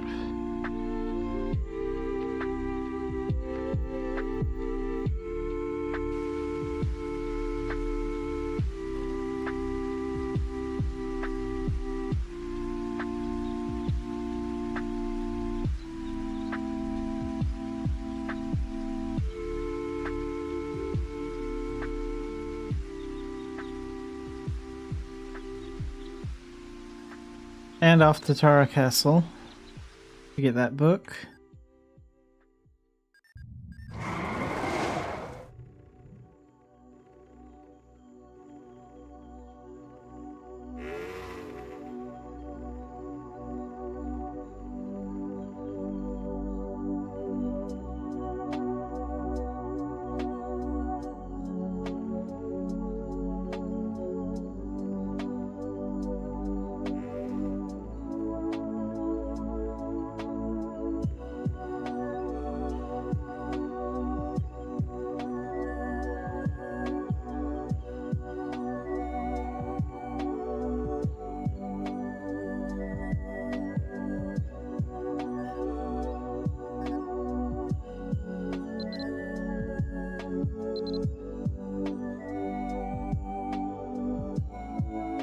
And next I need the Calida report.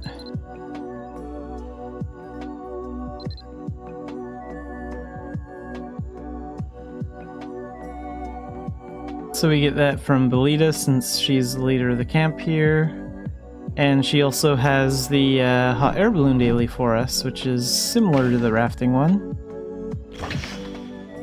And again with that clicking thing. Okay, there we go. Daily quest. Hot air balloon daily. And Kelpie has the hot air balloon supplies.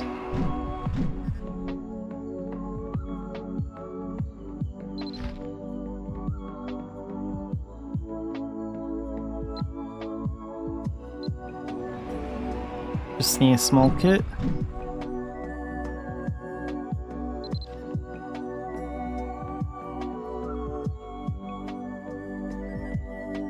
I'll use a flying pet to figure out where all the enemies are in the sky. Wait a minute, is that an ancient? Let's take care of this guy real quick.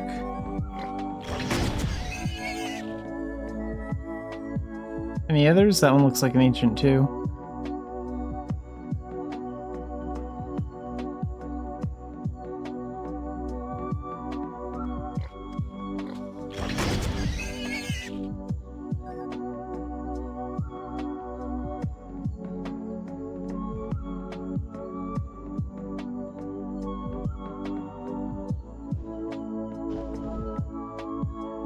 This will be a good spot.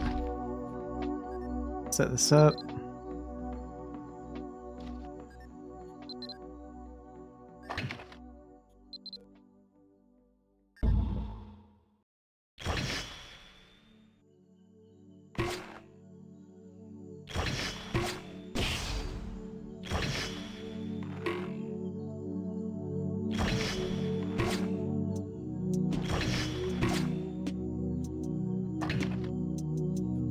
Land, and we're already done with that.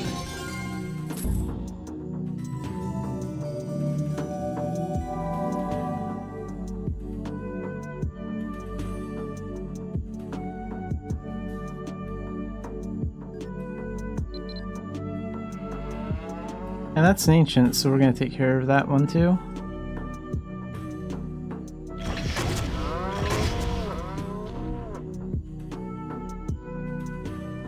Okay, I don't think I need my bow anymore.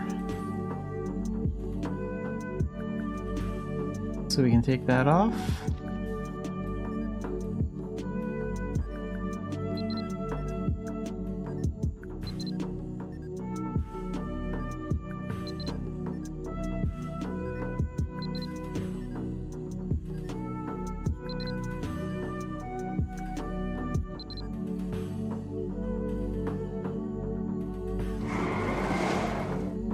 and then we go back to Lambert to finish this up. And then there's like one daily I want to do at the puppet shop in Emain.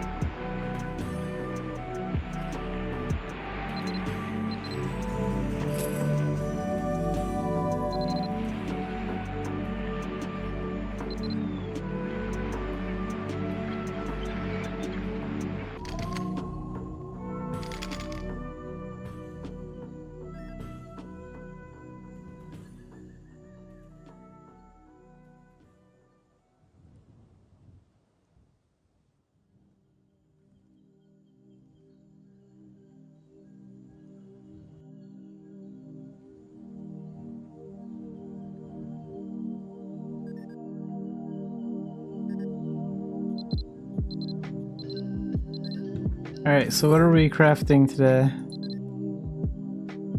8 Fergus puppets. So we need the handicraft kit.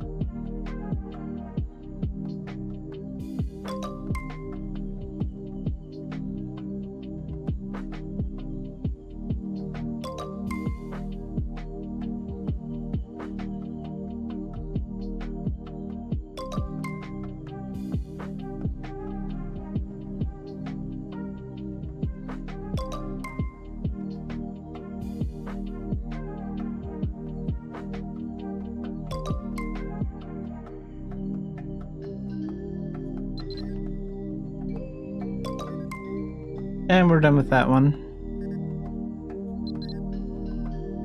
And now I'll delete some of that part-time job material that's been building up in my inventory.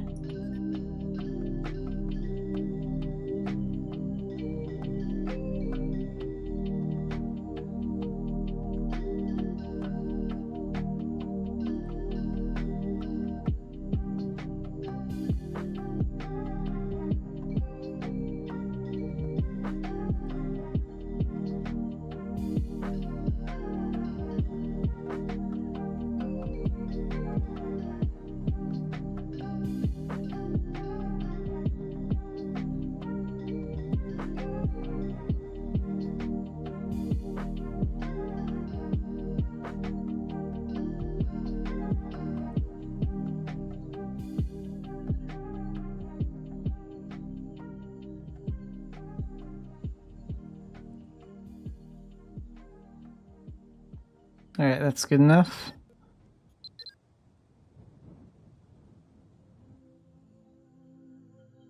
And we have like a week to use that unlimited pass. Let's feed my spirit weapon real fast.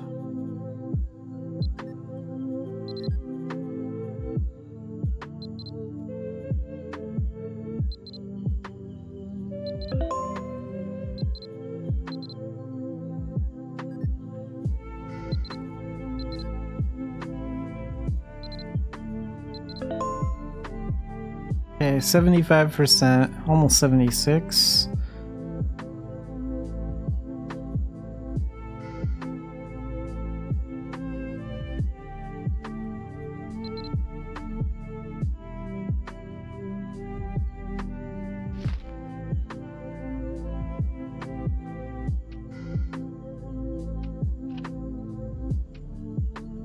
To level up Dark Diviner, I should really do like Nowhere to Run tomorrow. But to get a pass for that, I am gonna have to spend like gold probably. Because I don't think I'll get like one of those pass boxes tomorrow from the event stuff. Let's see. How much would it cost me to get a pass for Nowhere to Run for gold? I'm not gonna waste event currency on it.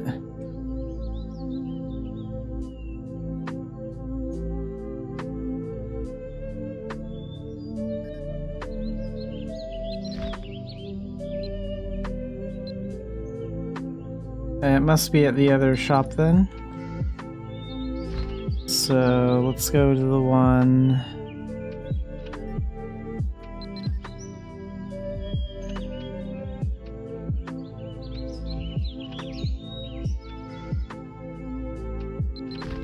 At the caravan.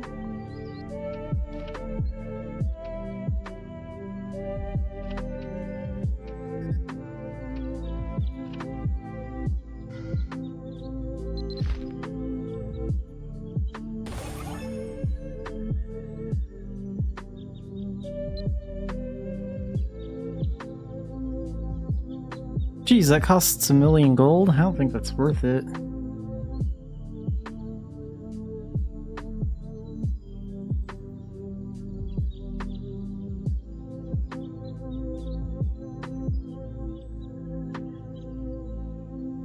No, I'll probably just run in order to run then on normal mode instead of elite tomorrow. I'm not gonna waste 1 million gold on that. Not when I have like Arcana stuff to upgrade. Plus, I'm wasting 100k a day on those transformation medal boxes.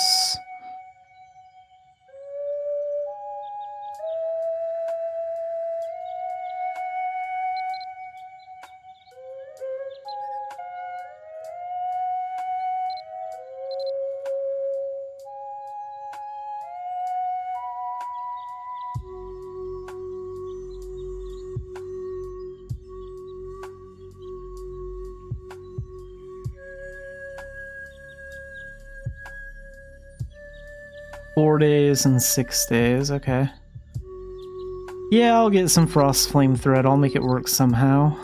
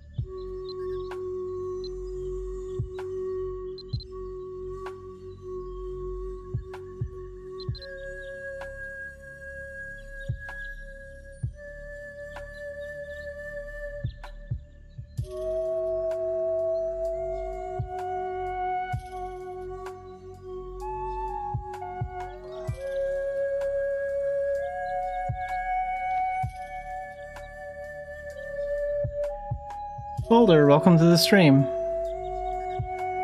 Wait, did I buy that stack of 6? I thought I did.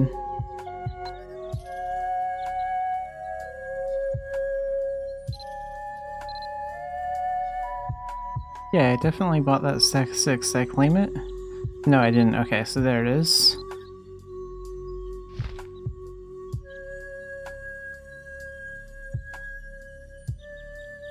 Okay, so I'm gonna need like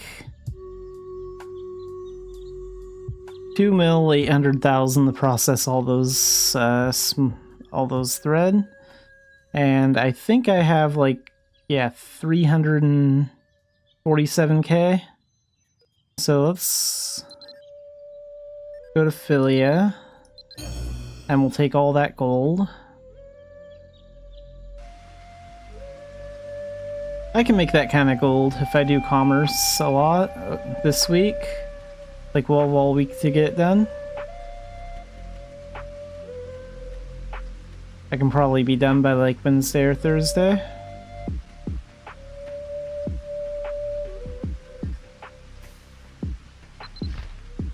So we'll pull that out.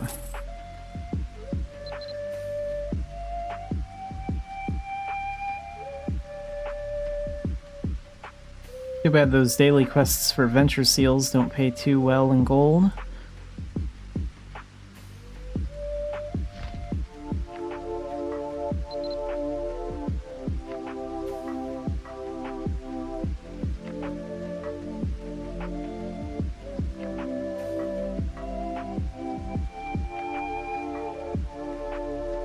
Alright, well I think that's going to do it for today. So I will be playing Mabinogi again tomorrow, and we will be focusing on a lot of commerce-related things, so we can get the gold to process those threads, and also just doing dailies for venture seals.